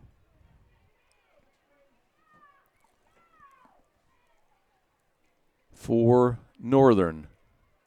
And here comes Robinson again on the design run. He'll have the 1st down and more. Robinson inside the 10, close to the 5-yard line. That's going to be 1st down and goal to goal for Northern. Well, let's give that offensive line a lot of credit, Rob, because they really did a great job of blocking up front. Robinson then found the running room as he sliced off the far side of the formation. Looks we got like a penalty marker? Yeah, it looks like it's going to be against Northern. They were backing up. See what the call is. Holding against the Polar Bears. So that helps the Shippensburg cause. That would have been 1st down and goal to goal for Northern. But the ball will be marked down at the Shippensburg 21-yard line. 2nd down and 2. Clock resumes, 9:27 remaining until halftime. Schwartz, the running back. Under center is Robinson this time, quarterback keeper, and he fights ahead and should have enough for the first down as he's pushed forward, and it'll be first down Northern. Kyle Yost on the stop for the Greyhounds, but Robinson that time, he just put his head down, Scott, and just determined to get that first down yardage. Boy, a lot of strength in those legs. I'll tell you what, that was a lot of power moving the pile forward to pick up the first down. So first down at the 18-yard line of the Greyhounds. This time Robinson from the gun. Coover is the running back. And Robinson's going to keep it, and he fights forward inside the 15-yard line to about the 13-yard line. And that was Eddie Ocker on the stop for Shippensburg. Gain of 5, 2nd and 5, Polar Bears. Yeah, he's taking over the control of the offense right now for the Polar Bears, Rob. It's Robinson just doing all the work, moving the football down the field for Northern. So second down. Two receivers to either side, and Schwartz back in the backfield from the gun now is Robinson, a man in motion. And this is Robinson with the fake, and he's going to go into the end zone for the touchdown. Robinson from 15 yards out, and Northern regains the lead, and that was quite a scoring drive led by their quarterback, Curtis Robinson. Yeah, he just had the Shippensburg defense suckered and kept that football. Did a nice job in that drive. Aiden Alves for the extra point. Low snap. Kick is up. Kick is good. 8:01 remaining here until halftime. It's 10-7 Northern. We'll be right back. Now you can stay in touch with Shippensburg and the surrounding communities by subscribing to your hometown newspaper, the Shippensburg News Chronicle. Print edition, web edition, or e-edition, all at your fingertips and for just pennies a day. ShipNC.com gets you connected to breaking news, sports, features. Since 1844, Shippensburg has depended on the accuracy of the news and sports and more at the Shippensburg News Chronicle. Subscribe today at ShipNC.com. Now at our new location, 240 West King Street. Well, the Shippensburg Greyhounds had Northern pinned back at their own 8-yard line to start their last drive, and all Northern did was go those 92 yards in 8 plays, 13-yard run by Robinson, and it's 10-7 Northern. Well, he pitches, Rob, as well. You know, you mentioned his batting average at 427 and going to play baseball at Penn State, but he pitches. And he throws the football as hard as he probably throws the baseball. So Alves will kick it away to Adam Hauser. It's been touchbacks so far when he's kicked off, and see what happens this time. Line drive this time, and taken by one of the upbacks up to the 20, 25, 30, 32-yard line, and finally brought down by Chris Barrett.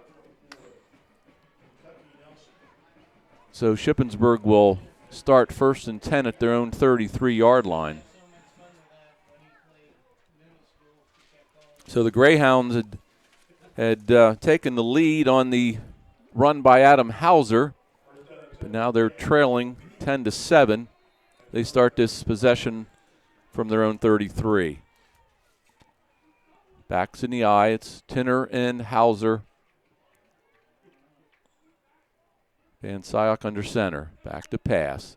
Slant pass to Clayton Stein. It's thrown behind him, incomplete. Coverage by Kearney for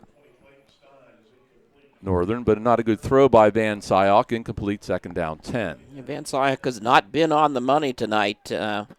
He's thrown behind and short a couple different times.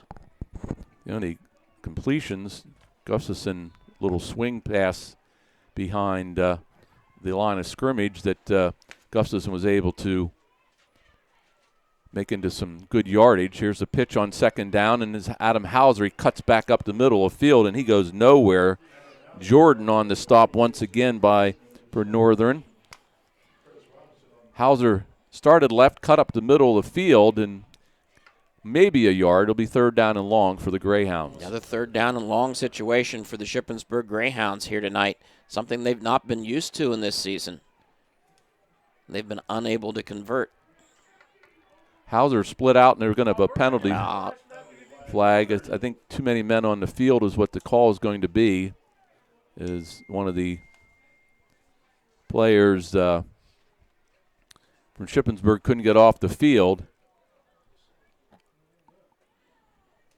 Yep. So that'll be 5 yards against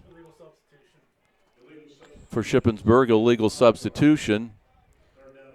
A penalty that was not called against Northern earlier in the ball game, but Shippensburg got caught that time. 3rd and 14 now. Van Syok from the gun. 3 receivers to the far side. Van Syok is going to be another whistle. And this is another motion penalty. Well, Shippensburg going the wrong way. 3rd and 19 now for the Greyhounds. 7:20 remaining in the half. So a big third down here for the Greyhounds. Give this ball back to Northern quite yet. 3rd down and long. Here's the throw down the middle of the field. Adam Hauser, and Hauser had it and dropped it. Triple coverage led by Kearney, and Hauser had his hands on it but couldn't control it. Incomplete pass, 4th down. Well, you got to give Kearney a lot of credit because he just did not allow Adam Hauser to hang on to that football, Rob. Shippensburg obviously would have had enough for the first down there, but incomplete pass. And Eddie Ocker will kick it away to Joey Rosano, senior. High kick, nice kick, and fair catch called by Rosano at the 44-yard line. And Northern once again will have good field position with 7:08 remaining here in the first half. Yeah, so far this game of field position has certainly been in favor of the Northern Polar Bears. The Hounds have been playing a lot of this football game in their end of the football field. And they have to figure out a way to stop Robinson from running the ball because he has just taken over this game. And they have good field position at their own 45. Under center, Robinson hands it off to the short back. That's Coover. Robinson will hand it off to Coover, and Coover with about a 4-yard gain. Ian King on the stop. Make it 3, 2nd down and 7. Cameron Tinner also in on the action. Certainly the momentum is favoring Northern in this ball game so far, and they've got a little swagger about them, and Shippensburg just doesn't seem to have that right at the moment. 2nd down from the 48. Robinson under center.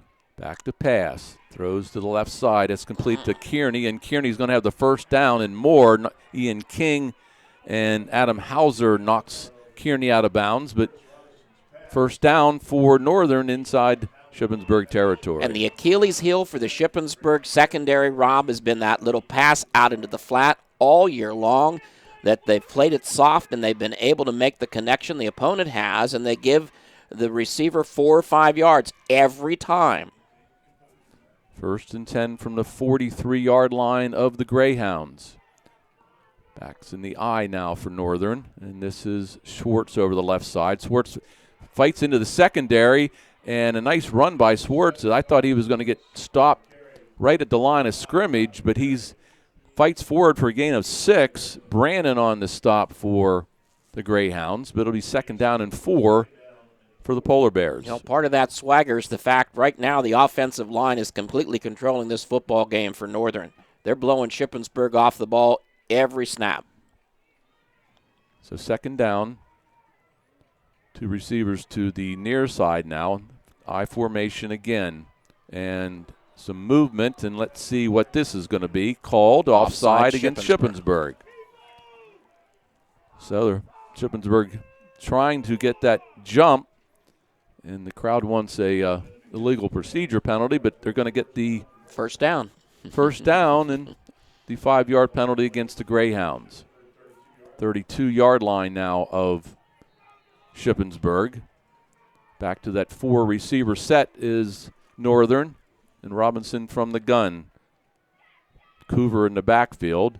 And this time Robinson is going to get stopped at the line of scrimmage by Ian King. A little bit of problem there getting the handoff or the fake handoff, but it looked like Kearney and Robinson might have run into each other a little bit. But Ian King with a nice tackle and a loss of 2. It is 2nd down and 12. Yeah, that time Ian King stayed right to where he needed to stay and kept his eyes on Robinson to protect against the fake. 2nd and 12, 4:44 remaining until half. From the gun is Robinson, and the blitz coming. Robinson's going to run with it, and Robinson breaks into the secondary. Robinson 20, 10, spin move, 5, still fights forward, and Robinson gets it inside the 5-yard line. It's going to be first down and goal to goal again. Dylan Jumper finally drags him down. It's just been a tremendous first half performance by Curtis Robinson. There's no doubt about it. He has taken over control of this football game, and he's given the Northern Polar Bears a lot of confidence right now. Yeah, he just refuses to go down. He just tucks that ball in and puts his head down and just really running the ball well against a pretty good Shippensburg defense. First down and goal from the 2-yard line. Robinson pitches to Schwartz, left side. Schwartz gets into the end zone. Schwartz with a 2-yard run, and Northern has increased their lead to 16-7 with 4:01 remaining here in the first half. Well, another drive that was completely dominated by Curtis Robinson. He is quite the talent, and he is just really single-handedly taking control of this game. Alves with the point after. Kick is up. Kick is good. 4:01 remaining. It's 17-7 Northern. We'll be right back. You have auto insurance because, let's face it, stuff happens. And then you feel punished with a rate hike after filing a claim? Erie Rate Lock changes all that. With Rate Lock from Erie Insurance, your low rate stays great until you change cars, drivers, or your address. Your Erie agent in Shippensburg is Carl Kramer Insurance. Get a quote at 717-530-8600. Rate Lock does not guarantee continued insurance coverage. Insured must meet necessary underwriting guidelines. Premium may change if you make policy changes. Not all products are offered in all states. Patent pending.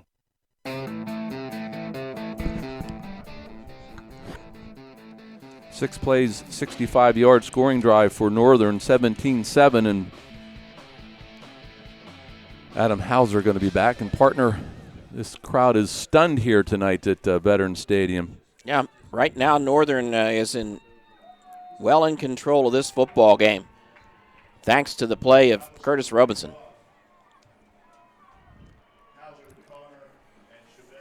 Shippensburg had taken a 7-3 lead.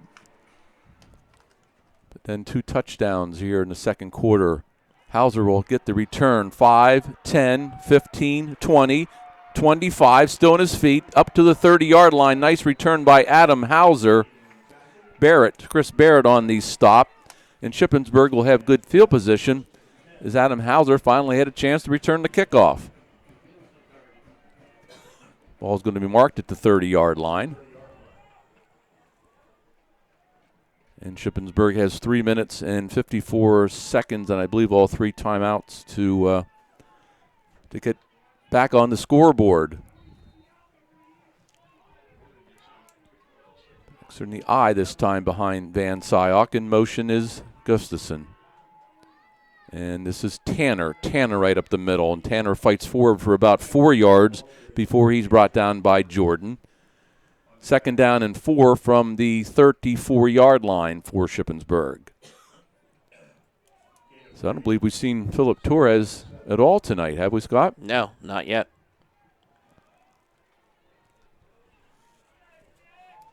Second down and 6 for the Greyhounds. In motion, Gustafson. And the fake to Tanner. This is Gustafson, far sideline. He's open, and he trips and falls, but he has the first down. It was a great catch by Gustafson, but he tripped somehow, or he would have scored the touchdown. Wow, he was juggling that football for about 3 or 4 yards. I'm not sure he actually came up with it, but they're going to give him the possession and the pass completion down at the 33-yard line. But my goodness gracious, he was juggling that football. Now there's going to be some discussion between the officials, and it's a first down Shippensburg. Maybe they saw the same thing you did, Scott, as far as the juggling, but they're going to give them the first down, so Shippensburg in business at the northern 33-yard line. Here again, second time that Shippensburg receivers have had trouble holding on to the football.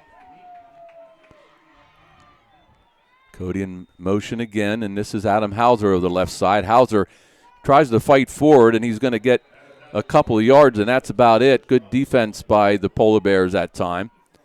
Gain of 1, 2nd down and 9 for Shippensburg. Topper on the stop for Northern. Ball at the 32-yard line with 2:39. Clock moving.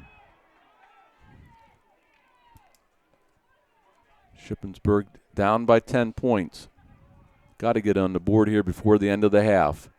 This is Van Syok. Throws down the middle of the field. Wide open is Clayton Stein for the touchdown. I mean wide open. And Van Syok found him, and Shippensburg just like that back in the ball game. Yeah, he had almost 2 yards on the defender Josh Feckerty in the end zone, and he was all by himself. Touchdown, Shippensburg. Well, that's just what the doctor ordered here before the half. 2:21 remaining, though. Van Horn will try to make it 17-14. Tinner with the hold. Kick is up, and the kick is good. So Shippensburg answers the last Northern touchdown with a TD of their own with 2:21 remaining in the half. It's 17-14 Polar Bears. Residential and commercial painting at its best. That simply is New Life Painting, a family-owned Shippensburg company that welcomes the opportunity to discuss your painting needs, one room, or your full house. For 15 years, New Life Painting has guaranteed neatness, efficiency, and quality at affordable prices. If you're thinking of freshening up your home for this fall and winter, give Keith and Whitey a call. New Life Painting, 423-5577 for a free estimate and color consultation. New Life Painting of Shippensburg, 423-5577. Shippensburg, the 4-play, 70-yard scoring drive. Clayton Stein, a 32-yard touchdown pass from Van Syok, and it's 17-14. Feeling a little better there, partner? Yeah, a little bit. But plenty of time. J.D.? Yeah, on that touchdown pass, Cody Guston in motion. They hit him in the flat a couple times there tonight. Defense sucked up on him. Clayton Stein was wide open behind the secondary. Shippensburg has to keep these Polar Bears in check for the next 2 minutes and 21 seconds. Eddie Ocker getting ready to kick it off to Joey Rosano. Short kick again. The 20-yard line. This is Yuckinson. Yuckinson's going to go nowhere as he is gang tackled. Dylan Jumper on the stop, and Northern will take it first and 10 at the 23-yard line. Nicholas Welts also in on the tackle. So short kick, and Yuckinson couldn't get any momentum as Dylan Jumper was down in a hurry to make that tackle. Well, I think this is the deepest that they've started a drive here tonight. Shippensburg defense just has to start hanging a little tougher against this Polar Bear offense. You really got to give Northern a lot of credit, and Curtis Robinson's just played a tremendous first half. Backs in the eye behind Robinson, and this is a fake, and then this time Robinson's going to get tackled in the backfield by Cameron Tinner. As Robinson faked the handoff and tried to run around the left end, but Cameron Tinner right there in a great tackle. Yeah, Cameron Tinner was in the backfield waiting for something to happen, whether you're going to give the football to the running back or Robinson was going to hang on, and Robinson kept the football, and Tinner just slammed him to the turf for a yard loss.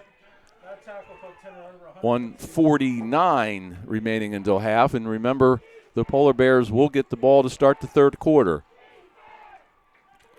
4 wide receivers, backs in the eye behind Robinson. He's under center. And a fake to Schwartz, and then they're going to throw the ball to Schwartz in the right flat, but Schwartz breaks a couple of tackles, and he'll get up over the 25-yard line. Colby Holtry had him, but couldn't bring him down, and Eddie Ocker finally finishes it off, and going to be a timeout called by Shippensburg. So they're first. Clock stopped at 1:22, and it's 3rd down and 8 for Northern. We'll be right back. What is one of the best ways to give your staff a professional look? Dress them for success with customized outerwear, sweaters, sport and woven shirts, or tees sporting your business logo. CVR Uniforms will apply your professional logo or group logo to any of their products. CVR Uniforms offers excellent turnaround time and the highest quality work at competitive prices. 111 West King Street inside of Town Cleaners. Call CVR Uniforms today at 532-7622. Greyhound football on SE Sportsnet, powered by Kramer Insurance Agency. Congratulations to Cameron Tinner with his 100th tackle of the year on that last stop. 3rd down and 8, and Robinson's hit from behind, and the pass attempt to Rosano, but incomplete pass. Colby Holtry with the pressure, and it's a 3 and out for Northern, and Shippensburg's going to get the ball back. Yeah, Rosano had to dive to try to hang on to that football and could not, but a great job by Colby Holtry to put the pressure on Robinson that time. Gustafson and Hauser back. Gustafson back at the 40-yard line. Alves is going to punt into a pretty strong wind right at the moment, and this time they're going to get called for illegals for participation. So both teams have been called for that penalty here in the second quarter. They couldn't sneak Jake Goretzky off in time that time. It happened once before. They weren't called. Oh, high snap, but he pulls it down. Short kick, bounces at midfield and takes a Northern bounce to the 40, inside the 40 to the 37 before Schwartz will down it. But Shippensburg with decent field position and 2 timeouts here with 1:10 remaining. I just don't understand why we don't want to field a punt.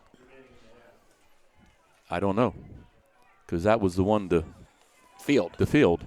Yep, the line drive kick gave him plenty of time. Should have been able to put a few yards on a return on that one. So Stein, that just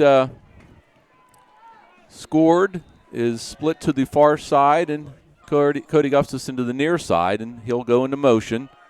Under the center is Van Salk. Fakes the handoff, throws downfield to the intended receiver, and it's caught.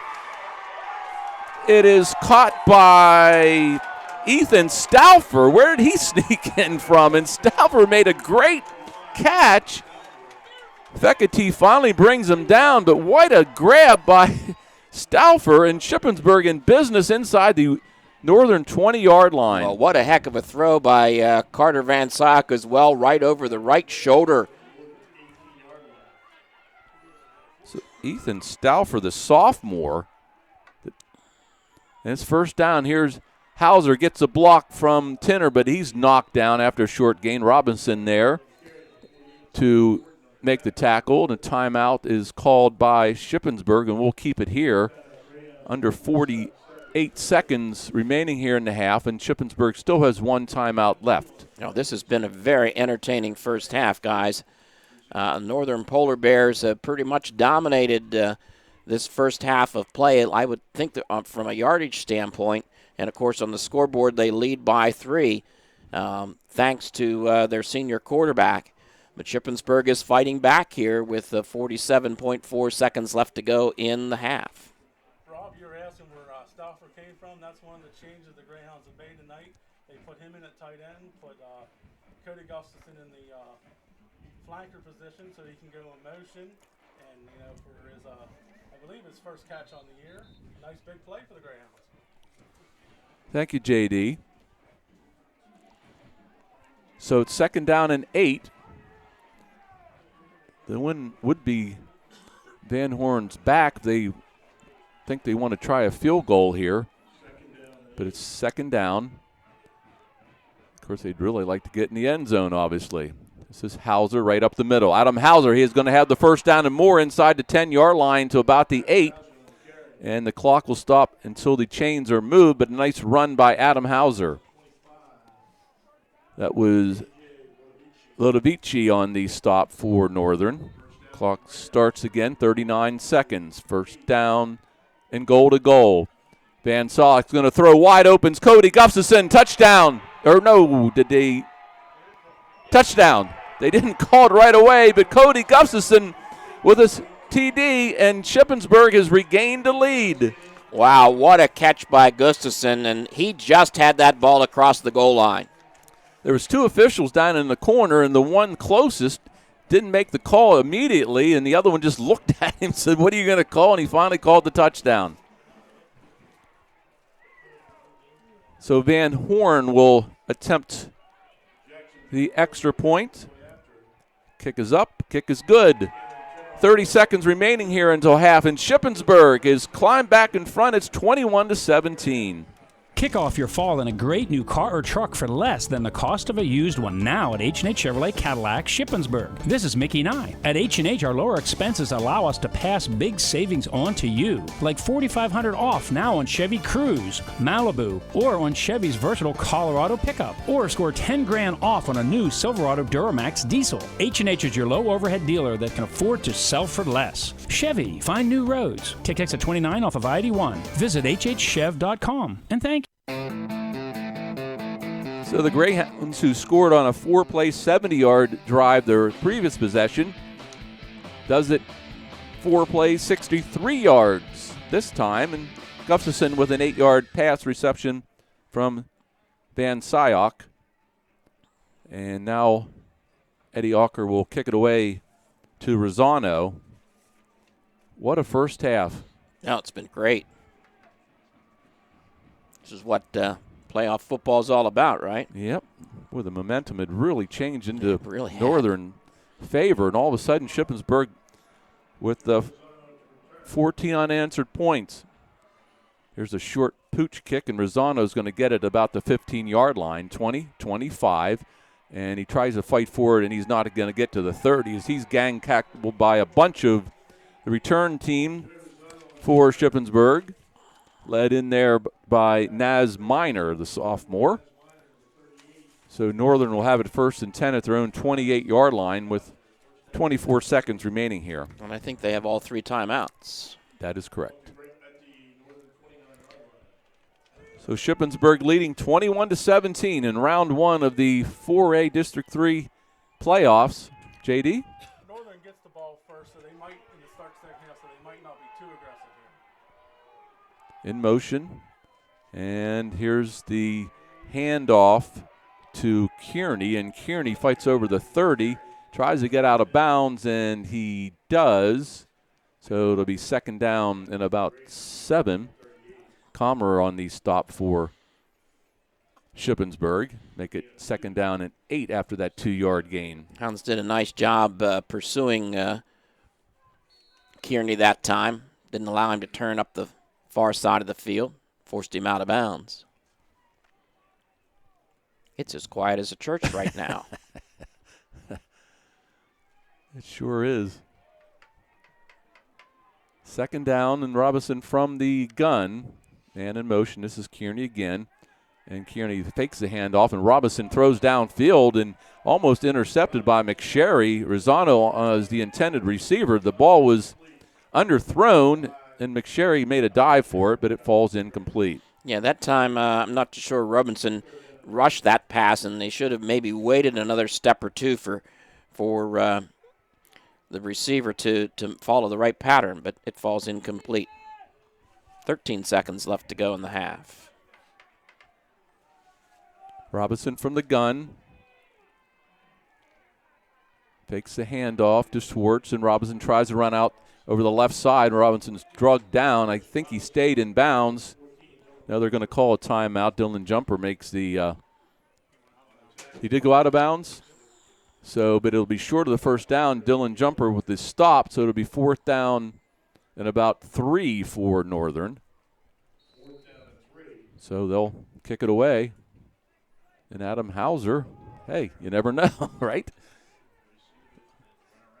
Hauser goes back to inside his own 30-yard line, so he's going to get a chance to maybe return this punt. There's a high pooch punt, and it's going to go out of bounds at the 50-yard line. But that's going to be the end of the first half. So a very entertaining half here tonight from Veteran Stadium. It's Shippensburg 21, Northern 17. We'll be back. Since 1844, Shippensburg's hometown newspaper, the Shippensburg News Chronicle, has been making it their business to cover breaking news, features, local government, and sport. And now you can have your hometown news delivered to your door or to your computer for just pennies a day. Whether you prefer the traditional print, e-edition, or web edition, you will always be in touch with the community. To subscribe, go to shipnc.com and click on the edition that suits your lifestyle. Stay in touch with Shippensburg and the surrounding communities by subscribing today. Shipnc.com, the Shippensburg News Chronicle, now at our new location, 240 West King Street.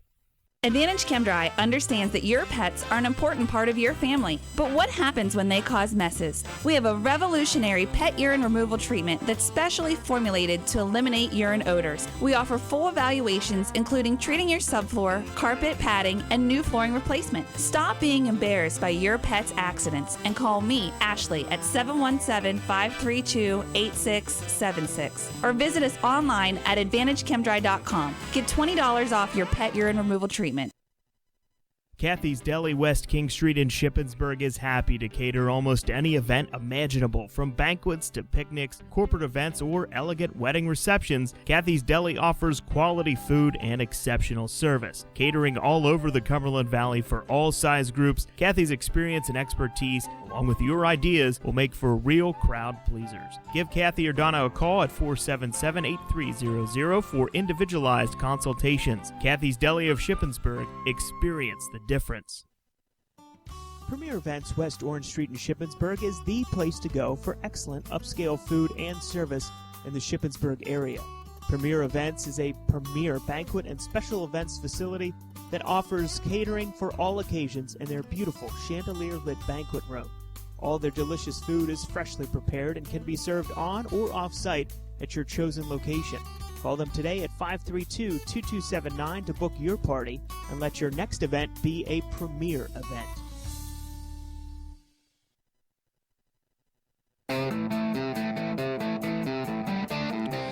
The Greyhound SC Sportsnet halftime report is brought to you by H&H Chevrolet Cadillac of Shippensburg. What a great first half. Shippensburg leads it here at halftime, 21-17. After taking the opening lead, Northern came firing back and stretched it to a 17-7 lead here early in this one. And Shippensburg then had to fight their way back in it and take a 21-17 halftime lead. Yeah, the way we were talking, the way this game was going, we thought it was going to be, maybe not over, but the way Robinson was running the ball, he just took control of the game, and all of a sudden the momentum changed, and Shippensburg has bounced back and lead the game at the halftime. Yeah, Robinson just had a tremendous first half. He took control of this football game and led the Polar Bears to 2 scores almost all on his own. What a tremendous athlete, as we mentioned in the pregame show. He's going to play baseball at Penn State. He also plays basketball, but he's has over 3,000 total yards in his football career at Northern High School, and stud's probably a pretty good description of him as an athlete. Yeah, I think he would have gotten some attention from football scholarships, but decided to go the baseball route. So let's just go over the scoring real quick here as we wait for the Northern High School marching band to entertain. Alves with the 21-yard field goal. The only scoring in the first quarter came at the 3:40 mark, 6-play, 35-yard scoring drive. It was 3-0 Northern after the first quarter. And then Adam Hauser got Shippensburg on the scoreboard with a 15-yard run, 11-play, 80-yard scoring drive. Van Horn with a kick. But Northern came right back with 2 touchdowns of their own. Robinson with a 13-yard run. The extra point was good. Then Swartz with a 2-yard run. And the kick once again good. So Northern back out in front. But Shippensburg scoring twice in the last 2 minutes and 21 seconds of the first half. The first one was the Clayton Stein 32-yard touchdown pass from Van Syok. And then Gustafson with the 8-yard reception. And Shippensburg leading at 21-17. JD is fervently waiting here again to get these stats done for us. So we do have a couple of scores that we can go over here. It looked like I saw McDevitt winning big. Now I can't get it, but I think it was 28-13. They're winning in the first half. We'll confirm that. JD, you not quite yet. You want to take a break here? We'll take a break and we'll come right back. 21-17 at halftime. Round 1 of the District 3 4A playoffs from Shippensburg High School. Planning a special party, celebration, business meeting, or just getting together with your favorite people, Newt's Pub and Grill is the place. Newt's second floor offers a lounge area and banquet rooms. Select from their special banquet menu and buffet options. Newt staff looks forward to creating a great experience. Give Newt's Pub and Grill a call, 532-3876. Your next special event will be game-changing, being held at Newt's Pub and Grill.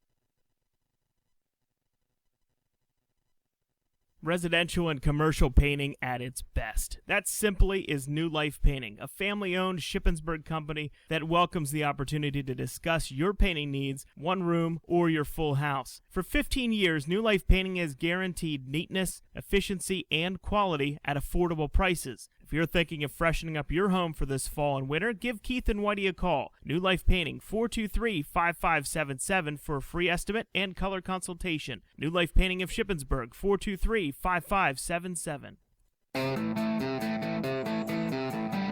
Back here at halftime, SC Sportsnet coverage of Quad A opening round district playoff game. And JD, pretty exciting first half. Yeah, considering the last time, Shippensburg had a 16-7 lead at halftime. Final score 17-16 Northern.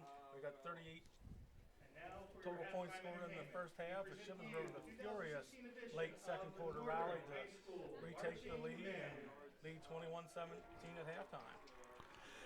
So you want to go over the stats for us real quick? You're going to be surprised. Shippensburg has the edge in yardage at halftime. Wow. Northern York rushing the football, 21 for 154. The show, Curtis Robinson, 12 for 136 and a touchdown. Swartz, 6 for 11. Robinson passing, 5 for 9 for only 35 yards.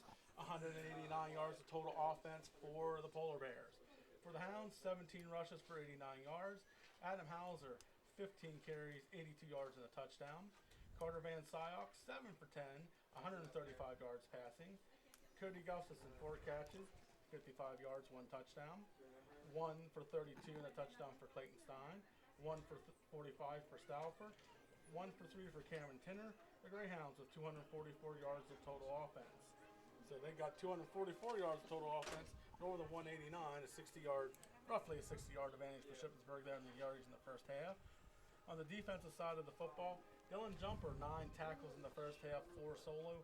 Cameron Tinner was 6, and like you mentioned on there, that 6th tackle he got was his 100th of the season. Ian King with 4, he's 6 shy of 100 on the season, and Eddie Walker with 4 tackles for the Greyhounds in the first half. Thank you, JD. Very interesting. The way Robinson was running the ball, I thought that they would have had more yards than Shippensburg did. But first half, really back and forth, and Shippensburg really played well towards the end of the second half. Northern gets the ball to start the third quarter, and it's going to be a big opening possession here in the second half. Yeah, Shippensburg needs to make some adjustments. I mean, Northern made the adjustments from game one.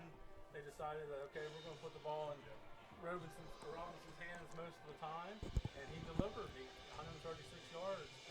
They kept the other running backs in check.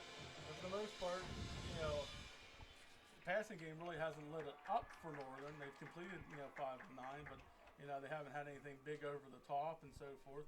So they kept the passing game in check. The Greyhounds are going to make an adjustment on the defensive side of the football. They're going to figure out a way to keep Robinson in check. I mean, they did there in the last series and forced Northern to punt. They need a couple of series like that to start the second half, and then continue to go with their offense and hopefully widen the lead. JD, except for a couple of long passes that Shippensburg was able to connect there and coming back to take the lead at halftime, their passing game wasn't real effective in the first half either. Well, Carter was 7 for 10. I mean, he was effective enough. He was off on a couple passes there early on, and then they had that one pass dropped by Hauser. So, I mean, he was 3 for 5 early on with 2 passes off the mark, but he had 2 passes to Cody that went for first downs. They weren't going big like they had gone in beginning of the season. We're used to that aired out fly pattern to Cody, like third, fourth play of the ball game. They wanted a little different look tonight. They, like I said, they wanted a tight end and Stauffer and put Cody in motion to get him away from the double team, and then try to hit him in the flat. Well, they set that up and they went out and up on that. He had that juggling catch. He looked up to see where the defender was, and the ball bounced off his hands. He had to make the juggling catch, and that's why he tripped, or he could have went all the way on that. And then they come back with the same sort of play next right after that, and Clayton Stein gets behind his defense.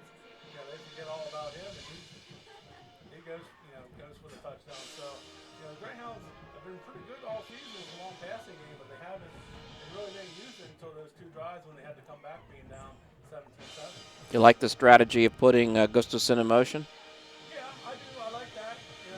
But there's sometimes Northern was looking for that, so the safety stuck to the middle of the field, and it's like, well, maybe they should go away from that, and then he could beat that defensive back out here one-on-one and get in the intermediate area and catch a 10-yard pass and then turn it into a 30-yard gain.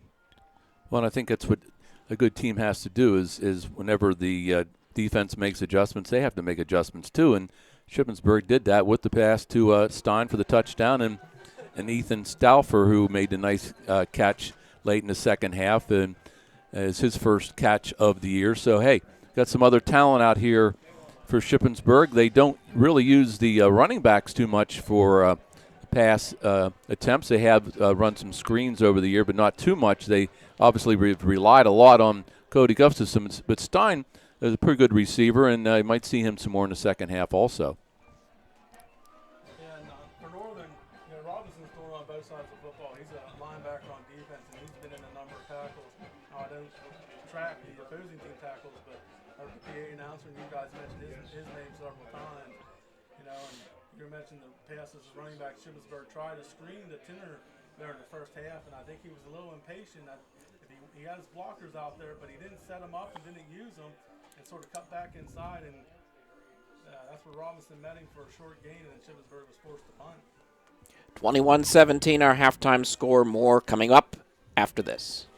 Kick off your fall in a great new car or truck for less than the cost of a used one now at H&H Chevrolet Cadillac Shippensburg. This is Mickey Nye. At H&H, our lower expenses allow us to pass big savings on to you, like $4,500 off now on Chevy Cruze, Malibu, or on Chevy's versatile Colorado pickup, or score $10,000 off on a new Silverado Duramax diesel. H&H is your low overhead dealer that can afford to sell for less. Chevy, find new roads. Take exit 29 off of I-81. Visit hhchev.com, and thank you.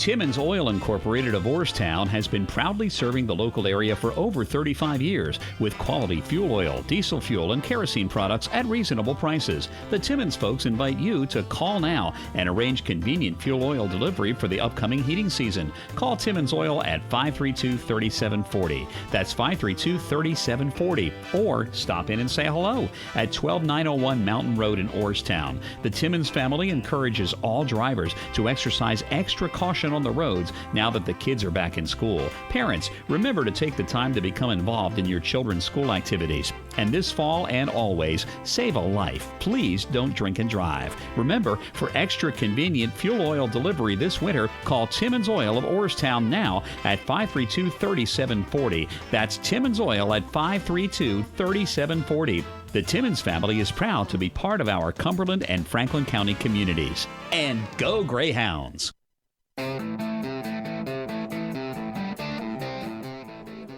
Back here at halftime, Northern Marching Band finishing up their performance. Some other scores from Quad A District 3, Bishop McDevitt. These are all halftime scores. Bishop McDevitt 28, Milton Hershey 19, Berks Catholic 49-8 over East Pennsboro. East Pennsboro, and Lampeter Stroudsburg a 21-0 lead at York Suburban. As we mentioned before the game, the winner of the Bishop McDevitt Milton Hershey game will face the winner of this game, and right now 28-19 McDevitt. Other surprising score that I saw there is Redline is getting beaten, and they're one of the few undefeated teams in the Commonwealth, Rob. Yeah, that's and Harrisburg's winning. CD East is winning at halftime, so we'll try to keep up to date as far as we can. But the big one, obviously, here tonight is 21-17 Shippensburg. Is both teams back out on the field, going to get a couple more minutes to warm up before we start third quarter action. Well, the Greyhound SE Sportsnet halftime report has been brought to you by H&H Chevrolet Cadillac of Shippensburg. Hey, insurance companies that want to spend $1 gazillion on funny TV ads can go right ahead, as long as it's not my money paying for it. For seriously good auto, home, business, or life insurance, I go to Erie Insurance, where a great price is just the start. You get unbelievable service, independent agents you can really trust, and superior products. But don't just take it from me. Talk to your local Erie agent. Your Erie agent in Shippensburg is Carl Kramer Insurance. Get a quote at 717-530-8600. Planning a special party, celebration, business meeting, or just getting together with your favorite people, Newt's Pub and Grill is the place. Newt's second floor offers a lounge area and banquet rooms. Select from their special banquet menu and buffet options. Newt staff looks forward to creating a great experience. Give Newt's Pub and Grill a call, 532-3876. Your next special event will be game-changing, being held at Newt's Pub and Grill. You have auto insurance because, let's face it, stuff happens. And then you feel punished with a rate hike after filing a claim? Erie Rate Lock changes all that. With Rate Lock from Erie Insurance, your low rate stays great until you change cars, drivers, or your address. Your Erie agent in Shippensburg is Carl Kramer Insurance. Get a quote at 717-530-8600. Rate Lock does not guarantee continued insurance coverage. Insured must meet necessary underwriting guidelines. Premium may change if you make policy changes. Not all products are offered in all states. Patent pending. Now you can stay in touch with Shippensburg and the surrounding communities by subscribing to your hometown newspaper, the Shippensburg News Chronicle. Print edition, web edition, or e-edition, all at your fingertips and for just pennies a day. ShipNC.com gets you connected to breaking news, sports, features. Since 1844, Shippensburg has depended on the accuracy of the news and sports and more at the Shippensburg News Chronicle. Subscribe today at ShipNC.com. Now at our new location, 240 West King Street.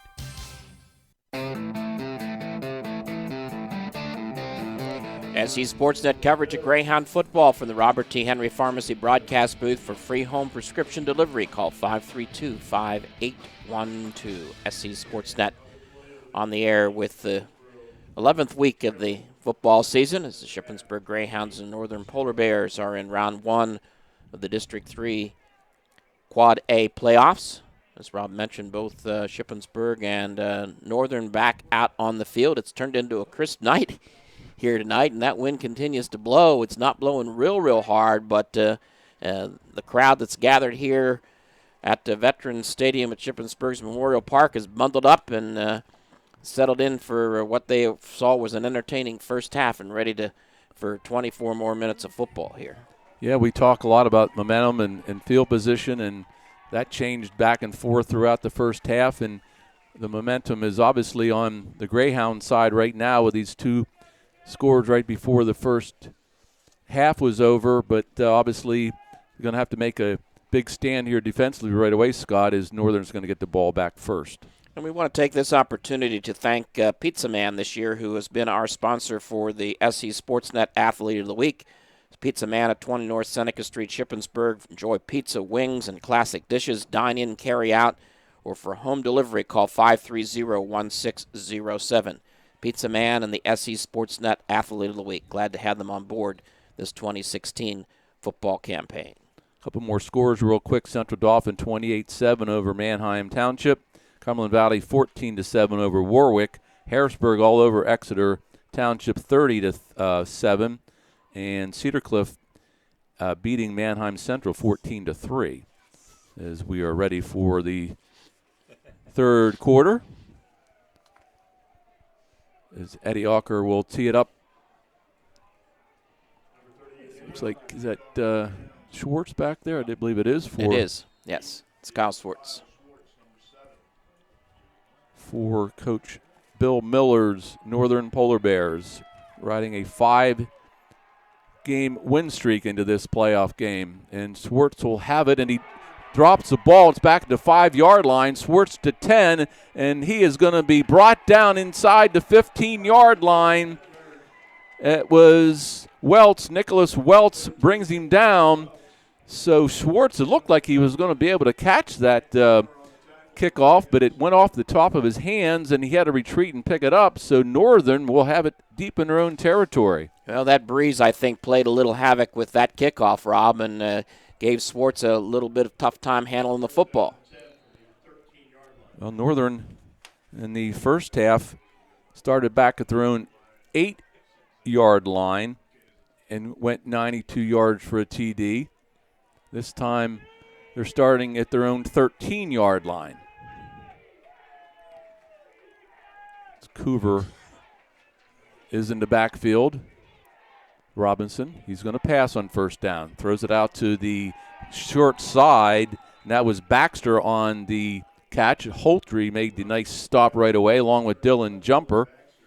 But a gain of 5 for Northern. It'll be second down and 5. That worked effectively a couple times earlier in the ball game as Robinson and Baxter connected for some nice yardage. Just underway here in the third quarter. Glad you're with us tonight on SE Sportsnet. Coover remains in the game as the running back. Tinner showing blitz. Now he backs off. Second down. Coover gets it over the left side, and Coover goes nowhere. Colby Tracy brings him down. Cameron Tinner on there also. So that is going to be a no gain. It's going to bring up a third down and 5 for the Polar Bears. Well, the Shippensburg defense may have felt they were a little embarrassed in the first half, and they've come out and shown a little bit of fire on the first 2 plays from scrimmage here. Cameron Tinner running all over the place like he usually does. Dylan Jumper just this is outstanding effort by this defensive squad all year long. So big third down and 5 for Northern. Robinson back to pass. Throws left, and it is going to be short of the first down complete, but it's going to make a fourth down and about 2. That was Fedeke on the stop, or on the catch, and Brandon Wheeler with the tackle. So a good 3 and out for the Shippensburg defense. Well, Shippensburg defense wanted to set the tone right from the start here as the third quarter got underway, and I think they did the job so far, and now there's a little bit of confusion, and I'm not sure that Northern has enough of ball players on the field. Yep, there's one running on right now.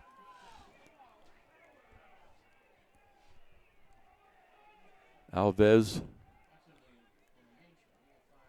with the punt. Nice high nice punt. Kick. Beautiful kick. Fair catch by Gustafson back at his own 35-yard line. What a kick into the wind by Alves, but Shippensburg with decent field position at the 35-yard line. Wow, what a punt. That kid He's a senior. I was looking down over the roster at halftime, Scott. They only have like 12 seniors, so they have a lot of returning players for next year. As they've, as we mentioned a couple times, really turned this season around to finish 7-3 and co-champions with the Greyhounds for the Colonial Division title 2016. So Shippensburg, their first offensive possession here in the third quarter.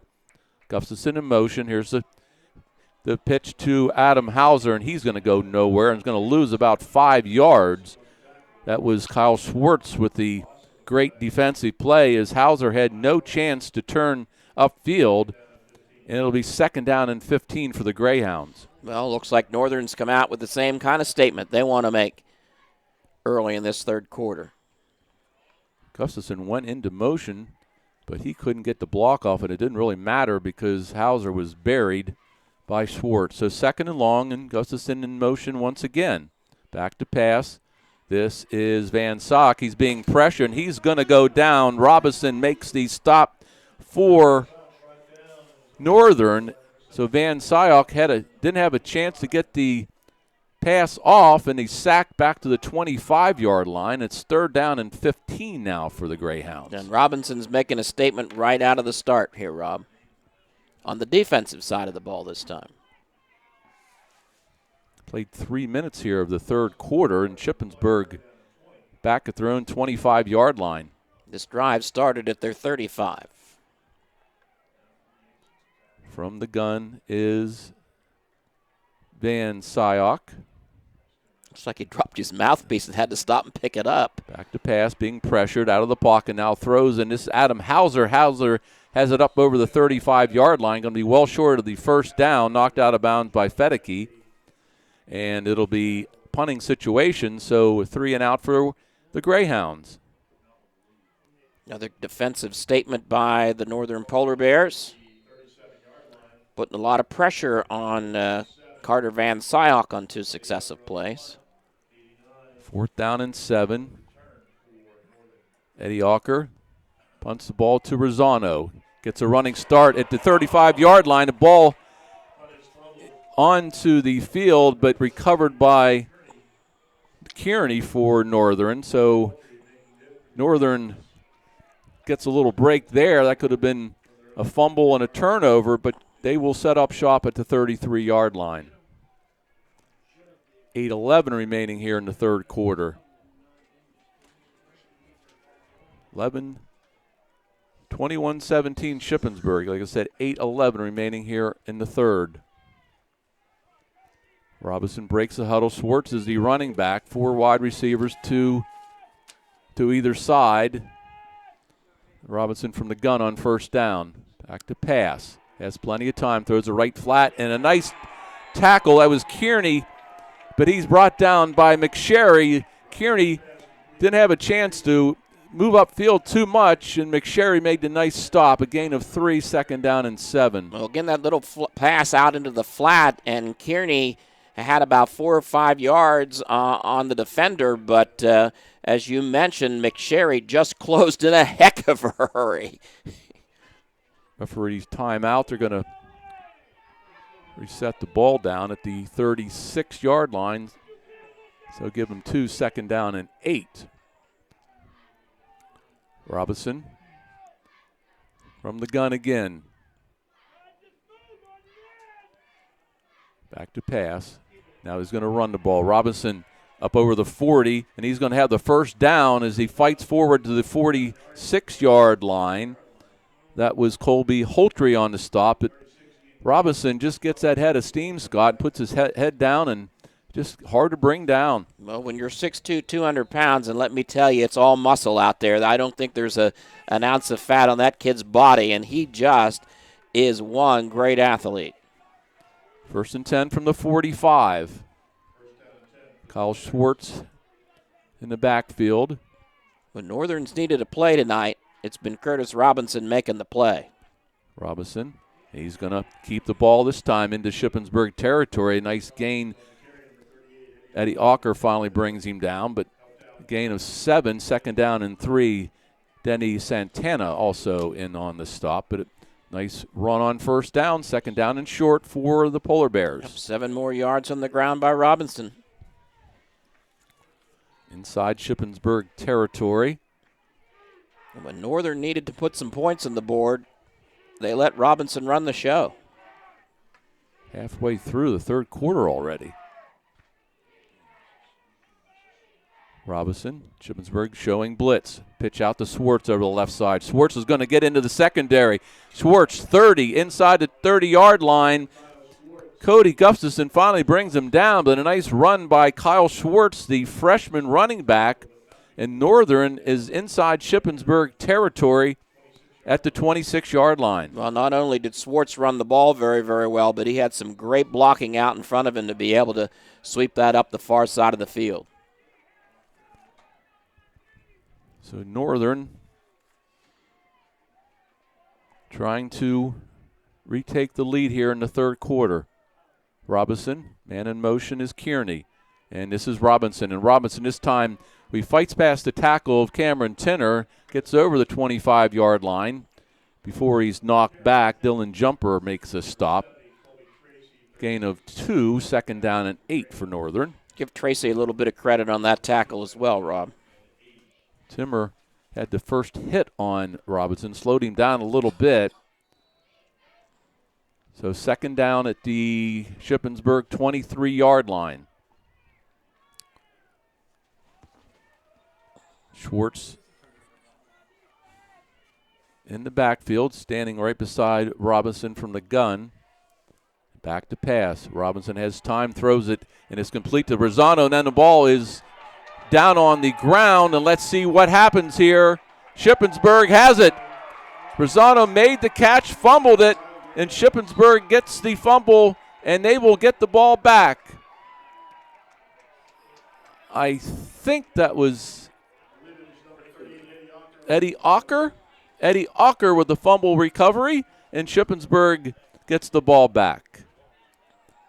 So Rosano had the first down, but and I give J.D. credit, a partner. I heard him whisper, it's time for a turnover, and sure enough. And that's the first turnover of this football game. First and 10, Shippensburg from the 12. Pitch to Hauser over the right side. Hauser's tripped up and then tackled behind a line of scrimmage. Curtis Robinson doing everything for this Northern team. Loss of 3, second down and 13 for Shippensburg.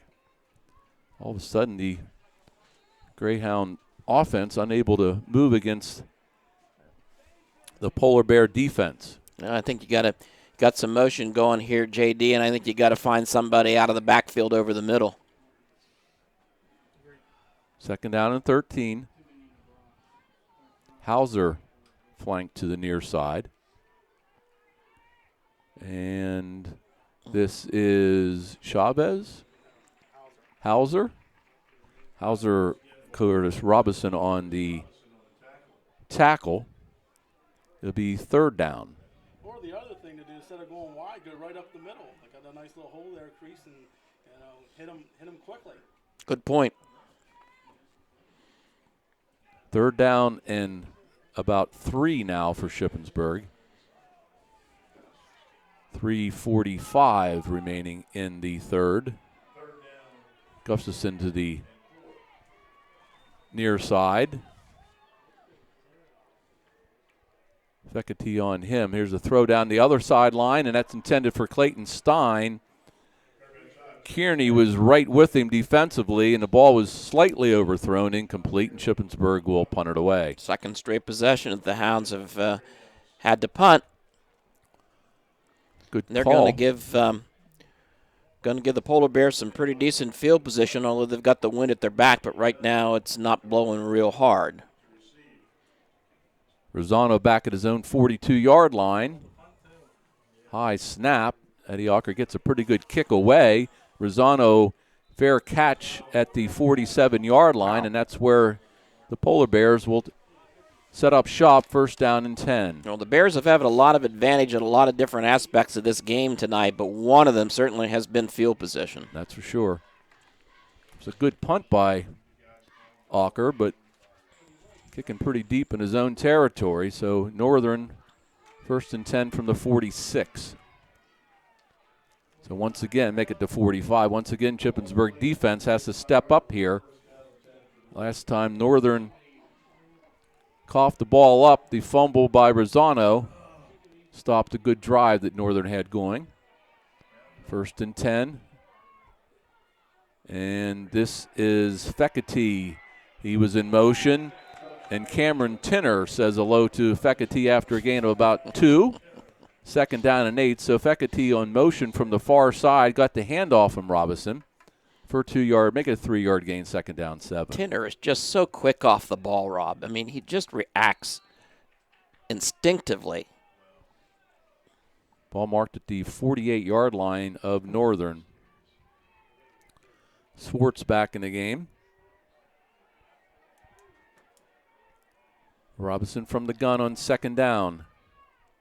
Back to pass. Looks right, throws left, and it is complete short of the 1st down.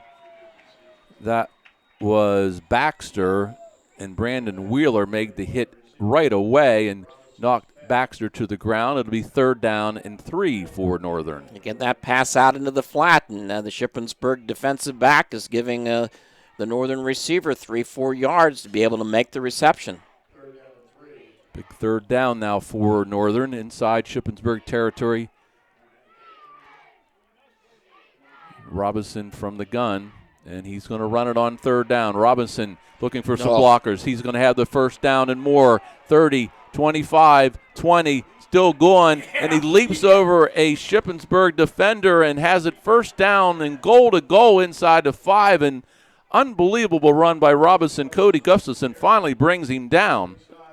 That was one of the nicest runs you'll ever want to see from a high school football player. It certainly was. That was just absolutely beautiful. He was patient, waited for his blockers to be out in front. Then he even did a little bit of acrobatics to be able to get the ball down inside the 5-yard line. 1st down and goal to goal from the 2-yard line. 3-yard line, make it.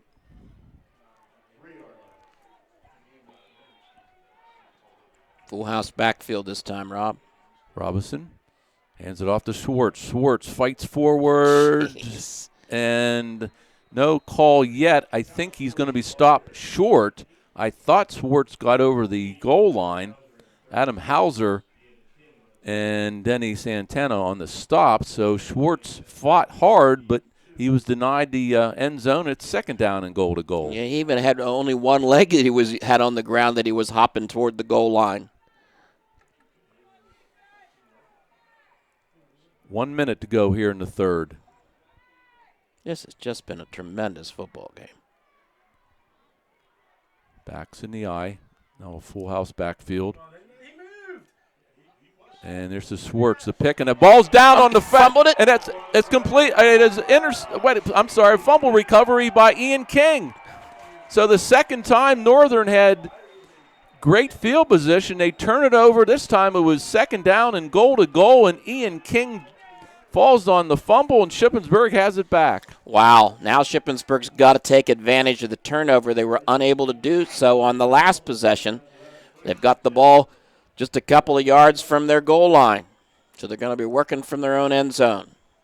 So Northern helping the Shippensburg cause with a couple of fumbles deep inside Shippensburg territory. But Ian King makes the fumble recovery. And they load the backfield up on a couple of successive plays and had some blockers out in front and still couldn't put the ball into the end zone. Back to pass. Van Syok to Gustafson. Gustafson makes that nice spin move, and he fights up over the 10, close to the 15-yard line. And I believe, let's see where they spot it, he may have the 1st down. Yurtison on the stop, but that's going to move the chains, and quite a run after the catch by Cody Gustafson. Now, Gustafson can do that. I mean, he's shown his athletic ability all season long, Rob, and he's shown it to us right there. 28 seconds remaining here in the 3rd. Tinner and Hauser in the backfield. Van Syok back to pass again. This is intended for Clayton Stein in the middle of the field. Ball overthrown. Kearney on the coverage for Northern, but about 5 yards overthrown. It's incomplete, second down 10. Yeah, but Carter Van Sock just handles that so well. A couple step drop and just a little flick of the wrist. That time it was a too strong flick of the wrist and well overthrown. I like the call, though, on first down. Throwing the ball, but an incomplete pass, 14 seconds remaining. Stein to the near side. Cody is to the far side. Tinner's in the backfield, Rob. Back to pass on second down. Van Syok throws the far side of the field, intended for Gustafson. Double teamed over there, and there's going to be a penalty flag thrown. And that was Fekete, and I believe that's going to be a pass interference. Let's see what the call is. Well, they were both fighting for the football, and let's see what the head linesman calls as he threw the flag. And the Northern players are clapping. I believe it might be against, well, let's see. Pass interference, no, against Northern. Well, it looks like a couple of the Northern players were clapping like it was on Shippensburg. The pass interference call will move the chains, and Shippensburg will have it first and 10 at their own 30. That keeps the drive alive with 9.2 seconds remaining here in the third.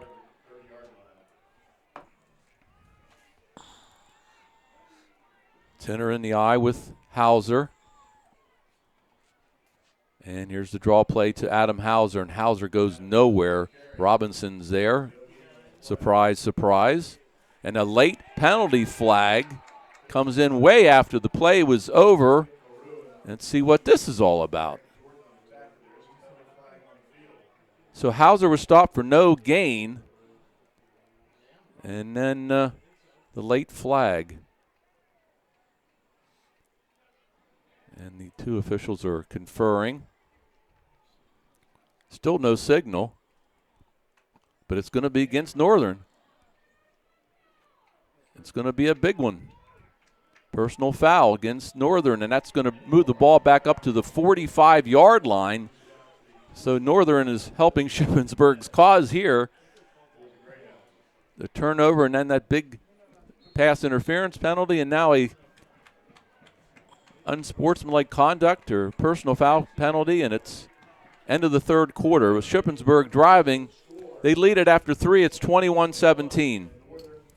Your complete quality satisfaction is unconditionally guaranteed. That's the backbone that New Life Painting of Shippensburg has built their business on since 1998. New Life Painting has been providing Central Pennsylvania residential and commercial painting at its best. Keith and Chris Carroll welcome the opportunity to discuss your next painting project with a free on-the-spot estimate, and your satisfaction is the center of their quality work. Give them a call at 423-5577, and you'll soon learn what satisfaction and guaranteed is all about.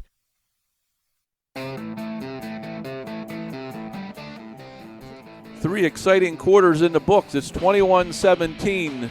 Greyhounds. Fourth quarter play-by-play. Cousin Scott. Thank you, Rob. The Northern Polar Bears imploded in the third quarter with 2 turnovers and now 2 successive penalties, giving Shippensburg the football out at their 45-yard line as the Hounds will move left to right here in the fourth quarter play. They're working from their own 45-yard line, leading by a score of 21-17. Hounds have Gustafson in motion to the near side. They fake a handoff, and Carter Van Syok throws the ball up the near side of the football field, and it gets into the wind, and it's knocked down, just about intercepted by John Kearney at the 40-yard line. But let me tell you what, the wind really knocked that football down and incomplete as Carter Van Syok goes looking for Gustafson.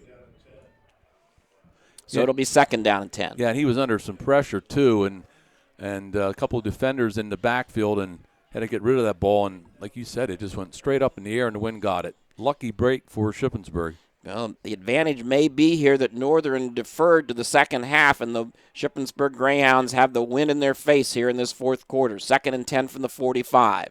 Hand off to Adam Hauser, and Hauser will move the pile forward out to midfield before he's upended by Curtis Robinson. That's a 5-yard carry by the Shippensburg sophomore, and it'll be 3rd down and 5 now as the ball is squarely sitting at the 50-yard line. 21-17, 4th quarter, round 1 of the District 3 Quad A playoffs from Shippensburg High School. Stein goes to the far side. Gustafson comes to the near side. Tinner and Hauser in the backfield behind Carter Van Syok with the takeaway. He steps and throws up the far sideline, and Clayton Stein could not hang on at the 45-yard line, and it's 4th down for Shippensburg.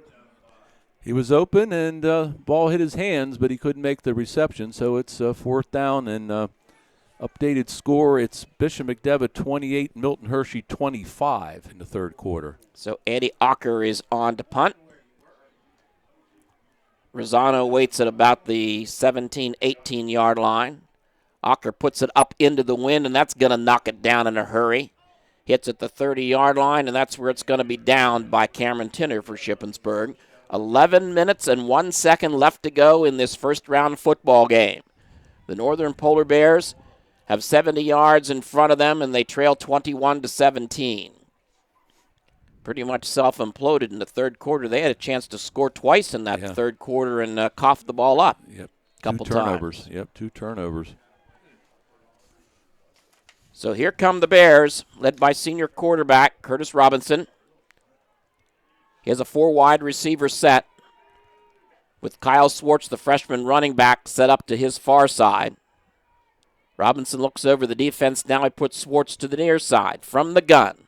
Robinson's going to run with the football. Has an opening. Crosses the 35. Twists and turns out across the 40, and he'll move the chains out at the 42-yard line. Great run by Robinson. Finally brought down by Tyler McSherry. But that's 12 yards and just a super run, which will give the Northern Polar Bears a 1st down out at their 42. I thought he was going to be stopped right at the line of scrimmage. What a run by Robinson. Fekete and Baxter come to the near side. Rosano is to the far side. Swartz the lone setback again from the gun. Robinson wants to throw. He looks and completes the pass up the far sideline for about 6 yards. That pass was good to Rosano. King on the tackle for Shippensburg, but it'll be 2nd down and 4.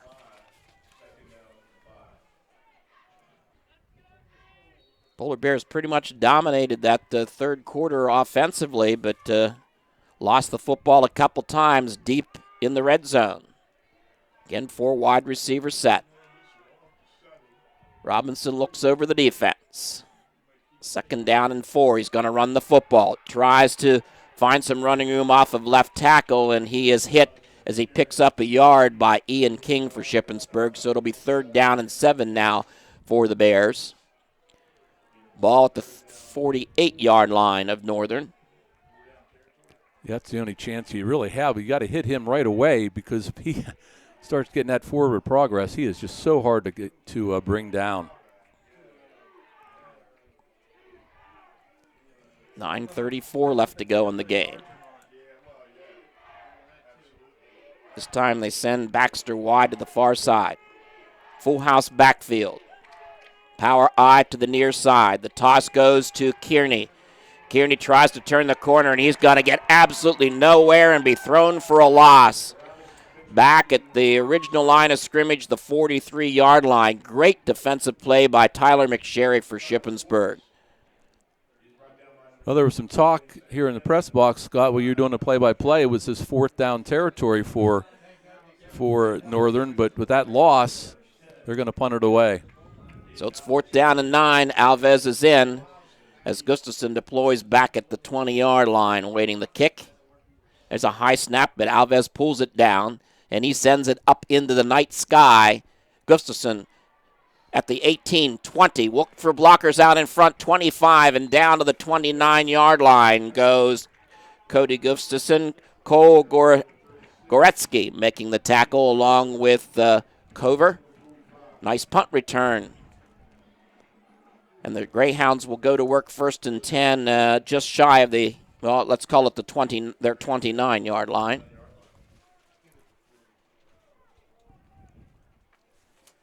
21-17, 8:36 left to go in this football game.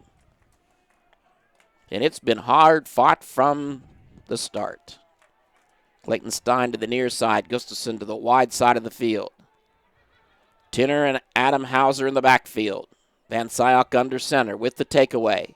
Inside handoff to the fullback Tinner, and he is wrapped up possibly for about a yard loss by Jonathan Worth back at the 28-yard line. Second down and 11. Yeah, Carter faked the pitch to Adam Hauser, but Northern was not fooled at all, and they were all over Cameron Tinner. Clock ticking down to 8 minutes left to go in the game. Running room to the far side of the field as the Hounds move left to right. Van Syok with the takeaway. This is Adam Hauser with the call. Big opener straight ahead, and Hauser will cross the 30 and come down to the 34-yard line. Met in there by Zach Jordan. He picks up 5 yards in the carry. It'll be third down and 6. Nice move by Adam Hauser that time to get some positive yardage. Boy, this is a big third down for the Greyhounds. Want to keep this Northern offense off the field. Kane Freidinger checks in, and he deploys wide to the near side for the Hounds. Gustafson to the far side. And we have movement all over the place, but we got a whistle, and let's see. Offsides against Northern's going to be the call. That head linesman tonight has been in the center of a lot of different calls. Well, that helps Shippensburg a little bit.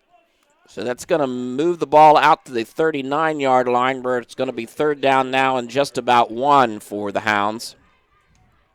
Freidinger stays in the ball game. And we're getting close to the 7-minute mark. Freidinger comes to the near side, Gustafson to the far. Hauser dots the I behind Carter Van Syok. Quick snap. Adam Hauser with the call, and Hauser will pick up the first down as he crosses the 40-yard line, met by Robinson. A 2-yard pickup makes it first and 10. Shippensburg at their 41. Well, just enough blocking up front for Adam Hauser because Northern was anticipating that run, and they had 10 guys at the line of scrimmage, but nice first down for the Greyhounds. Again, Freidinger comes to the near side. Gustafson to the far side. And they'll split the backs this time on first and 10.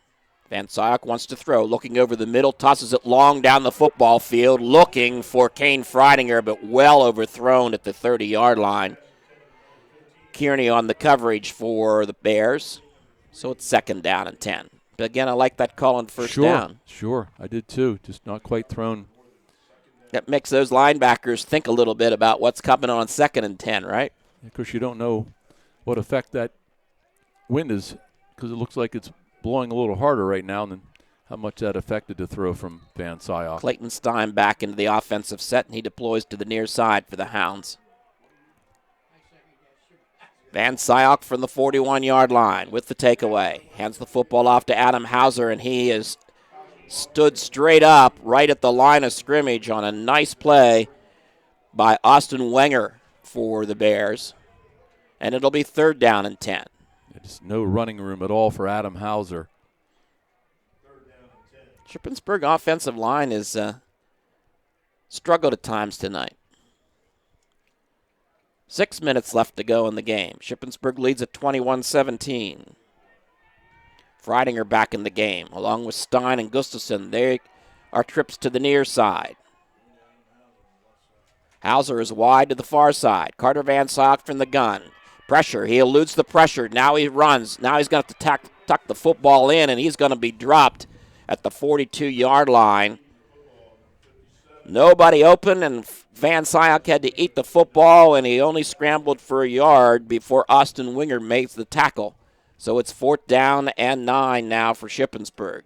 And Eddie Ocker's in to punt, as Rosano drops back deep at the 25-yard line. Ocker to put it into a pretty strong wind. Low snap, no pressure, pretty nice kick. Hits at the 34-yard line and rolls dead inside the 30 down to about the 29. So not too bad a punt by Eddie Ocker into the wind. 5:13 left to go in the game. The Polar Bears have 70 yards in front of them. They trail at 21-17. Just everything you could hope for in a football game like this, just as you're on your edge of your seat. Line them up down there at Newt's after this one's over, Rob. Here come the Bears. They send Kearney wide to the near side. They've got a power eye in the backfield behind Robinson, who's under center. He hands the football off inside to Jake Cover, and Cover turns up the far sideline as a penalty marker flies out of bounds on the far side. Tyler McSherry making the hit out of bounds. Is that going to cost the Hounds 15? Let's see.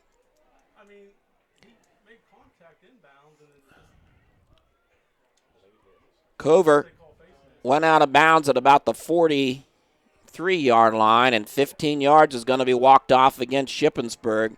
First down in the personal foul. It's going to put the football across midfield down at the 47-yard line of Shippensburg. Huge penalty. Gives the Polar Bears good field position at the Shippensburg 47 with 5:07 left to go in this game. Hard to see from the far side of the field, but I didn't see any kind of a personal foul. Did you? Rosano wide to the far side. Again, power eye in the backfield. Robinson steps and wants to throw. Looks long downfield. He's got a man open. Just overthrows Rosano at the 10-yard line. He wants a flag. Robinson threw into double coverage.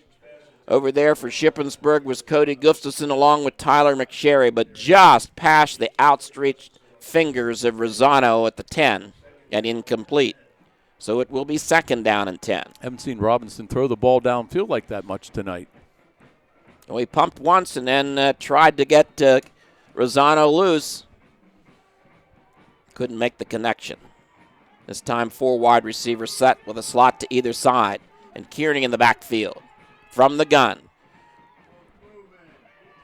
They fake a handoff to John Kearney, who was in motion to the near side, and Robinson on the quarterback keeper is going to be dropped at the 45-yard line, picking up about 1. It'll be third down and 9. Dylan Jumper coming up to make the tackle. Both teams with 3 timeouts as the clock turns to 4 minutes and 35 seconds left to go in the game. 21-17. Shippensburg leads.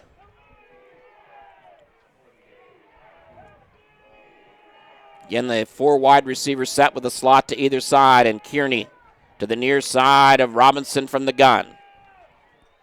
They hand off this time to Fecate. Fecate tries to turn up the far sideline. He turns the corner and is forced out of bounds, but he'll pick up the first down as he goes out of bounds at the 35-yard line. Cameron Tinner forcing him out of bounds, but a nice run by Fecate. It moves the chains for the Polar Bears. Stops the clock at 4:11 left to go in the game. Yeah, Fecate did a nice job. Looked like he was going to get stopped a couple times short, but he just had that determination and made a nice run. Baxter to the near side. They have running room to the far side of the field. Power I. The toss this time to Kearney. Blockers out in front. Kearney's going to turn the corner up the far side of the football field and be drugged down from behind just shy of the 30-yard line. Looks like Tyler McSherry was over there for Shippensburg. He actually stepped out of bounds back at the 33, so he'll pick up just 2 yards in the carry, so we'll call it 4th down and about 8. Clock stopped at 3:49 left to go in the game. Northern trails by 4 with the football at the Shippensburg 33-yard line. Running room to the near side of the formation. Rosano comes to that side. Again, power I as Robinson's under center with the takeaway. Rolls to the near sideline, wants to throw over the middle. He's got Rosano open, and Rosano catches the football for the touchdown.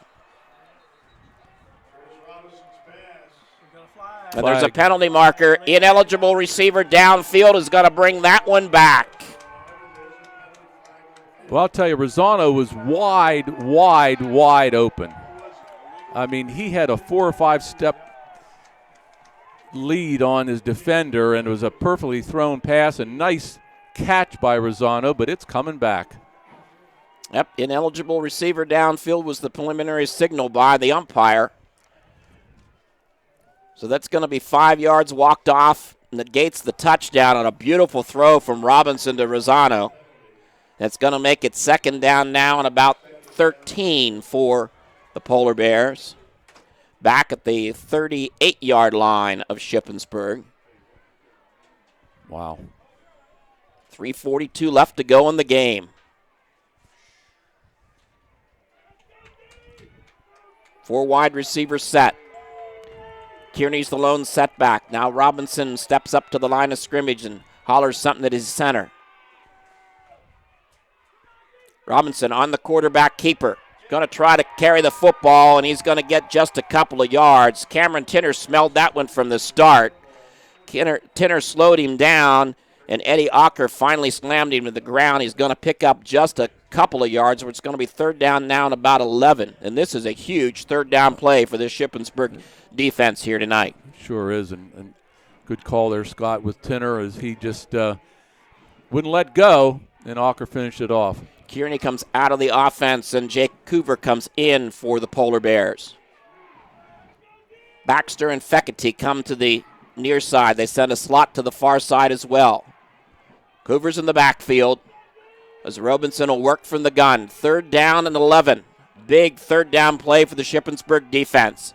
Robinson wants to throw, looks down across the middle of the field, and it's just about picked off by Ian King. That pass was intended for Dylan Baxter at the 28-yard line. So it will be fourth down now for the Polar Bears, and they've got to go for it. Yep. I'm sorry. Robinson threw a bullet that time. Baxter couldn't come up with it. One of the more poorly thrown passes tonight, though. Robinson's really been on the mark most of the time. So it's fourth down and 11. Ball game riding on this play as the ball's at the 36-yard line. Shippensburg's defensive line got some big pressure that time on Robinson to force a throw into double coverage. See if they come up with the pressure here on fourth down. Ball 20 yards in from the near sideline. They've got a 4 wide receiver set. Kearney back in the backfield to the near side of Robinson. Robinson's going to throw the football, looks to the far side of the football field, lets it loose, and he makes the connection to Kearney at the 20-yard line, and that's going to move the chains for the Polar Bears. Making the tackle for Shippensburg was Tyler McSherry, but make it 1st and 10. Northern at the Shippensburg 19-yard line. Well, had the protection and quite a throw by Robinson, and that was just a great play for Northern. 21-17, clock moving, 2:35 left to go, and the Polar Bears on the move here, picking up a key fourth down conversion down to the Shippensburg 19-yard line. Running room to the near side of the formation. Robinson with the takeaway. He's going to run the football. Tries up the middle, and he's going to get back to the line of scrimmage. Maybe gets the ball down to the 18-yard line before he was met in there by Eddie Ocker for Shippensburg. They give him a yard on the carry. We'll call it second down and 9. All 3 timeouts for Northern as the clock is down to 2 minutes left to go here in this football game. The winner goes on to round 2. The loser, the football season is over, and Shippensburg leads at 21-17. Kearney and Rosano come in a slot to the near side. Robinson hands off the football to number 7, Kyle Swartz, and Swartz is ankle tackled at the 16-yard line by Cameron Tinner for Shippensburg. He'll pick up about 2 on the play. We'll call it third down and 7 now. 1:25 left to go. That was quite a tackle by Cameron Tinner, though, because I think Swartz, if he would have gotten free there, he might have scored. So that was a great tackle by Cameron Tinner. Clock moving, 1:10 left to go in the game. Northern with all 3 timeouts. A field goal does them no good. They've got to put the ball into the end zone here. I formation, Kearney dots the I. Robinson under center, wants to throw the football, looks, fires, and it's incomplete. That ball skipped in front of Rosano. Absolutely incomplete at the 7-yard line. Well, it took the umpire to make that call. They had 2 officials closer to that play. And Rosano is still pleading his case to the officials, but that ball skipped in front of him and incomplete, so it will be fourth down. How did those 2 that were closest to him miss that call?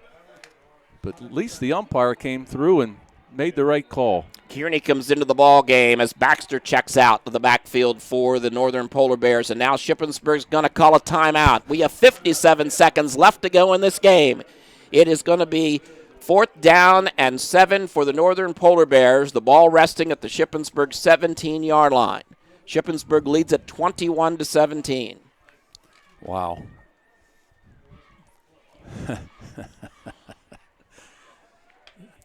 Big conversion of 4th down 11 by Northern on this drive has allowed them to get the ball down in this situation. Now they've got another big 4th down conversion facing them, or this ball game's history. Yep. Wind has really picked up again, blowing north to south. And as the Polar Bears are moving north to south, right to left, the Bears break the huddle. Cover and Kearney in the backfield. Cover's the fullback. 2 wide receivers set. Robinson under center. Fakes a handoff. He wants to run with the football. Now he throws the football. It's fumbled away and it's picked up by a Greyhound. And he's going to get the ball across midfield. That's Eddie Ocker at the 30. Eddie Ocker at the 25 to the far side of the football field. Eddie Ocker is going to be forced out of bounds. And the Shippensburg Greyhounds, with 42.3 seconds left to go, have it 1st and goal at their 8-yard line. Cameron Tinner with the hit on Robinson as Robinson tried to go to his right side and Tinner just leveled him, and Eddie Alka almost returned it for the touchdown. Wow. Man, oh man, oh man. What a play on 4th down for Cameron Tinner. If that doesn't cap off a storied senior year for that linebacker for the Shippensburg Greyhounds, there's nothing. And Tinner is coming off the football field as I think Shippensburg's going to call a timeout here. He may be hurt. Yep, Shippensburg is going to burn a timeout with 42.3 seconds left to go. What a play by Cameron Tinner, but what a run by Eddie Ocker to give Shippensburg the football at the 7-yard line, 1st and goal.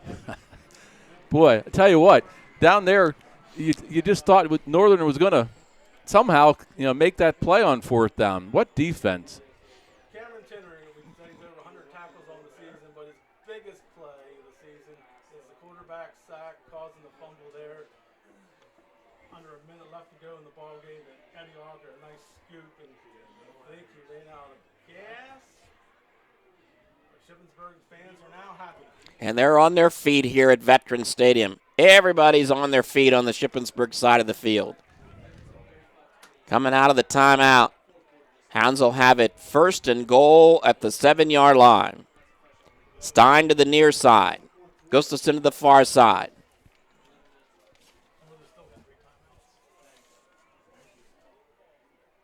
Hauser in the backfield along with Welts.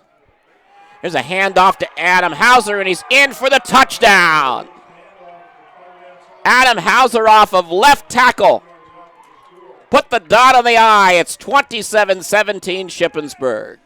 Hauser, what a run, is almost untouched into the end zone. Adam Hauser, and Shippensburg is going to advance. Did you guys find an iPod? No iPod yet. What? Wow. Jackson Van Horn to put the 28th point on the board out of a Cameron Tinner hold. Ball is down. Kick is up. Van Horn's kick is good. 28-17, 37.7 seconds left. Kick off your fall in a great new car or truck for less than the cost of a used one now at H&H Chevrolet Cadillac Shippensburg. This is Mickey Nye. At H&H, our lower expenses allow us to pass big savings on to you, like $4,500 off now on Chevy Cruze, Malibu, or on Chevy's versatile Colorado pickup, or score $10,000 off on a new Silverado Duramax diesel. H&H is your low overhead dealer that can afford to sell for less. Chevy, find new roads. Take exit 29 off of I-81. Visit hhchev.com, and thank you. Well, after a third quarter that was completely dominated by the Northern Polar Bears, and they couldn't score on 2 successive possessions, in fact, coughed the football up twice, and then Shippensburg just hung in here in the fourth quarter, and again, a couple more mistakes by the Northern Polar Bears, their third turnover of the evening. And Shippensburg scoring on an 8-yard run by Adam Hauser, making it 28-17. So Rosano waits at a 15-yard line for Eddie Ocker's kickoff. I don't think he's probably going to put this anywhere near Rosano, do you? I don't think so. This is picked up by Kearney, and Kearney trying to turn up the far side of the football field, retreats back to a 30. Now he comes to the near side of the football field, looking for running room, still looking to try to get loose, and he's finally dropped by Shippensburg's Colby Holtery back at the 30-yard line. But he probably ran about 3 miles left and right instead of north and south.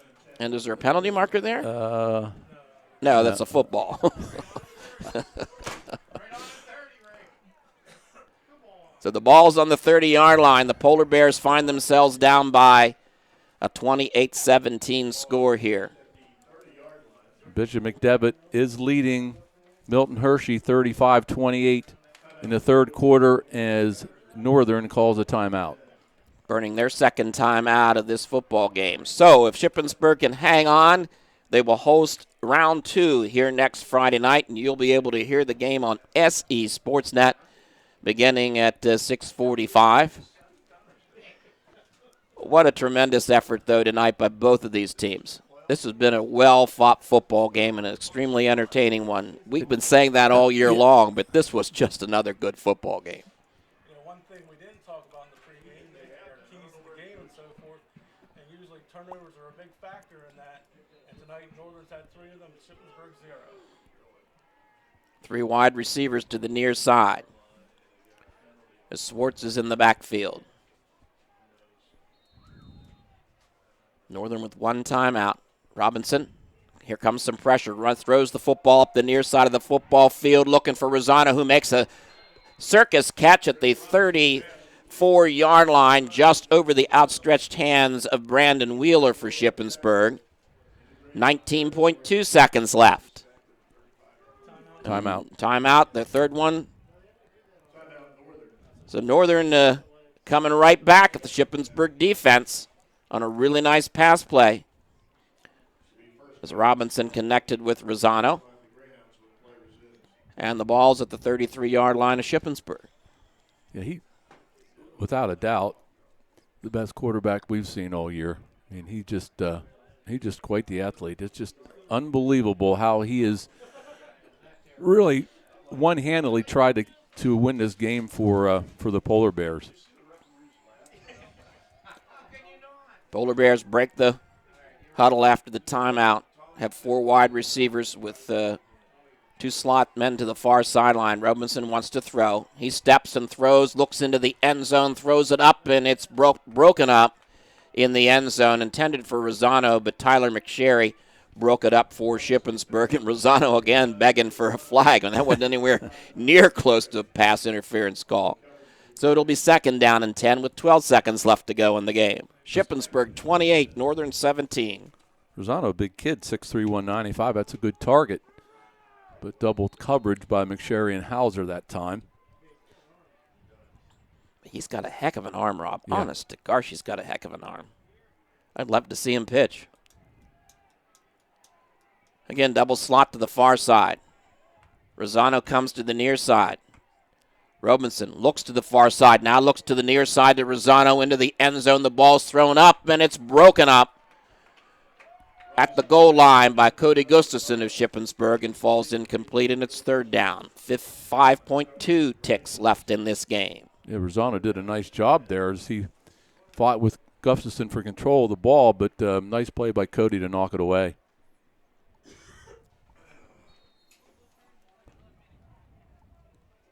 Ball is at the 33-yard line of Shippensburg.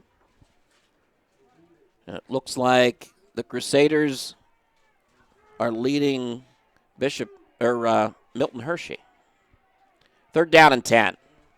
From the gun, Robinson steps, fires, and makes the completion to Baxter for the 1st down at the 20-yard line. But that's going to be it. The Shippensburg Greyhounds have come from behind in a big 28-17 victory in round 1 of the Quad A District 3 playoffs. and they live to play another Friday night. Kick off your fall in a great new car or truck for less than the cost of a used one now at H&H Chevrolet Cadillac Shippensburg. This is Mickey Nye. At H&H, our lower expenses allow us to pass big savings on to you, like $4,500 off now on Chevy Cruze, Malibu, or on Chevy's versatile Colorado pickup, or score $10,000 off on a new Silverado Duramax diesel. H&H is your low overhead dealer that can afford to sell for less. Chevy, find new roads. Take exit 29 off of I-81. Visit hhchev.com, and thank you. You have auto insurance because, let's face it, stuff happens. And then you feel punished with a rate hike after filing a claim? Erie Rate Lock changes all that. With Rate Lock from Erie Insurance, your low rate stays great until you change cars, drivers, or your address. Your Erie agent in Shippensburg is Carl Kramer Insurance. Get a quote at 717-530-8600. Rate lock does not guarantee continued insurance coverage. Insured must meet necessary underwriting guidelines. Premium may change if you make policy changes. Not all products are offered in all states. Patent pending. Since 1844, Shippensburg's hometown newspaper, the Shippensburg News Chronicle, has been making it their business to cover breaking news, features, local government, and sport. And now you can have your hometown news delivered to your door or to your computer for just pennies a day. Whether you prefer the traditional print, e-edition, or web edition, you will always be in touch with the community. To subscribe, go to shipnc.com and click on the edition that suits your lifestyle. Stay in touch with Shippensburg and the surrounding communities by subscribing today. Shipnc.com, the Shippensburg News Chronicle, now at our new location, 240 West King Street. You have auto insurance because, let's face it, stuff happens. And then you feel punished with a rate hike after filing a claim? Erie Rate Lock changes all that. With Rate Lock from Erie Insurance, your low rate stays great until you change cars, drivers, or your address. Your Erie agent in Shippensburg is Carl Kramer Insurance. Get a quote at 717-530-8600. Rate lock does not guarantee continued insurance coverage. Insured must meet necessary underwriting guidelines. Premium may change if you make policy changes. Not all products are offered in all states. Patent pending.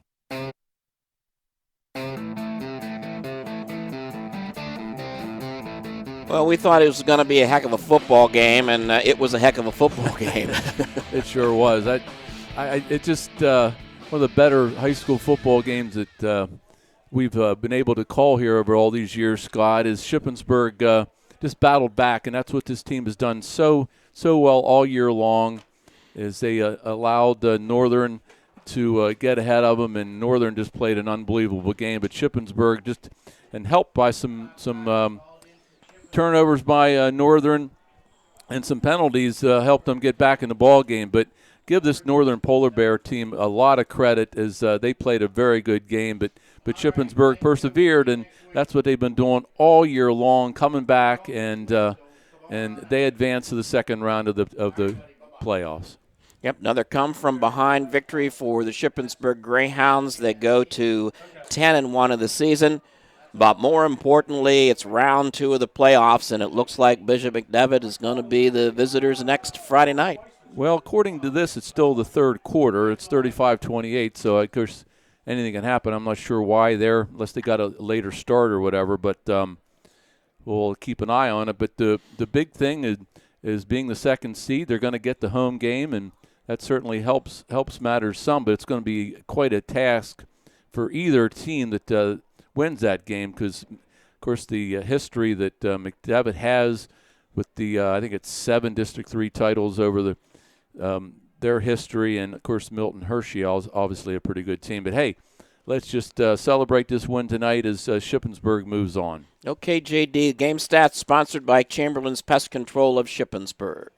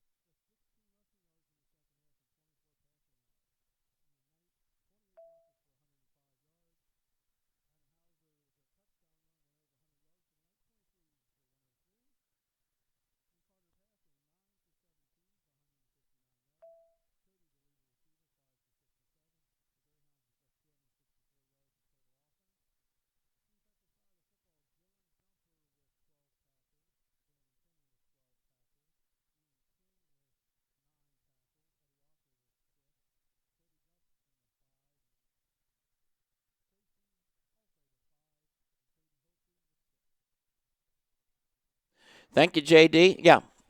One thing, 35-28 score. They guys started at the same time we did. A lot of scoring, a lot more stoppage with the claw. So that's why their games lasted a little longer than what ours did. Okay, 28-17, big victory for Shippensburg. Next Friday night, they'll host round 2, and we hope you'll join us on SE Sportsnet. Coverage of Shippensburg High School football has been an exclusive and copyrighted feature of SE Sportsnet and the Shippensburg High School Athletic Department. Any use of the descriptions and accounts without the consent of SE Sportsnet and the Shippensburg Area Senior High School is strictly prohibited. Once again, our final score, Shippensburg 28, Northern 17. For Rob Ebersole and J.D. Davidson, I'm Scott Smith. You've been listening to coverage of Shippensburg Greyhound football on SE Sportsnet. Good night, everybody.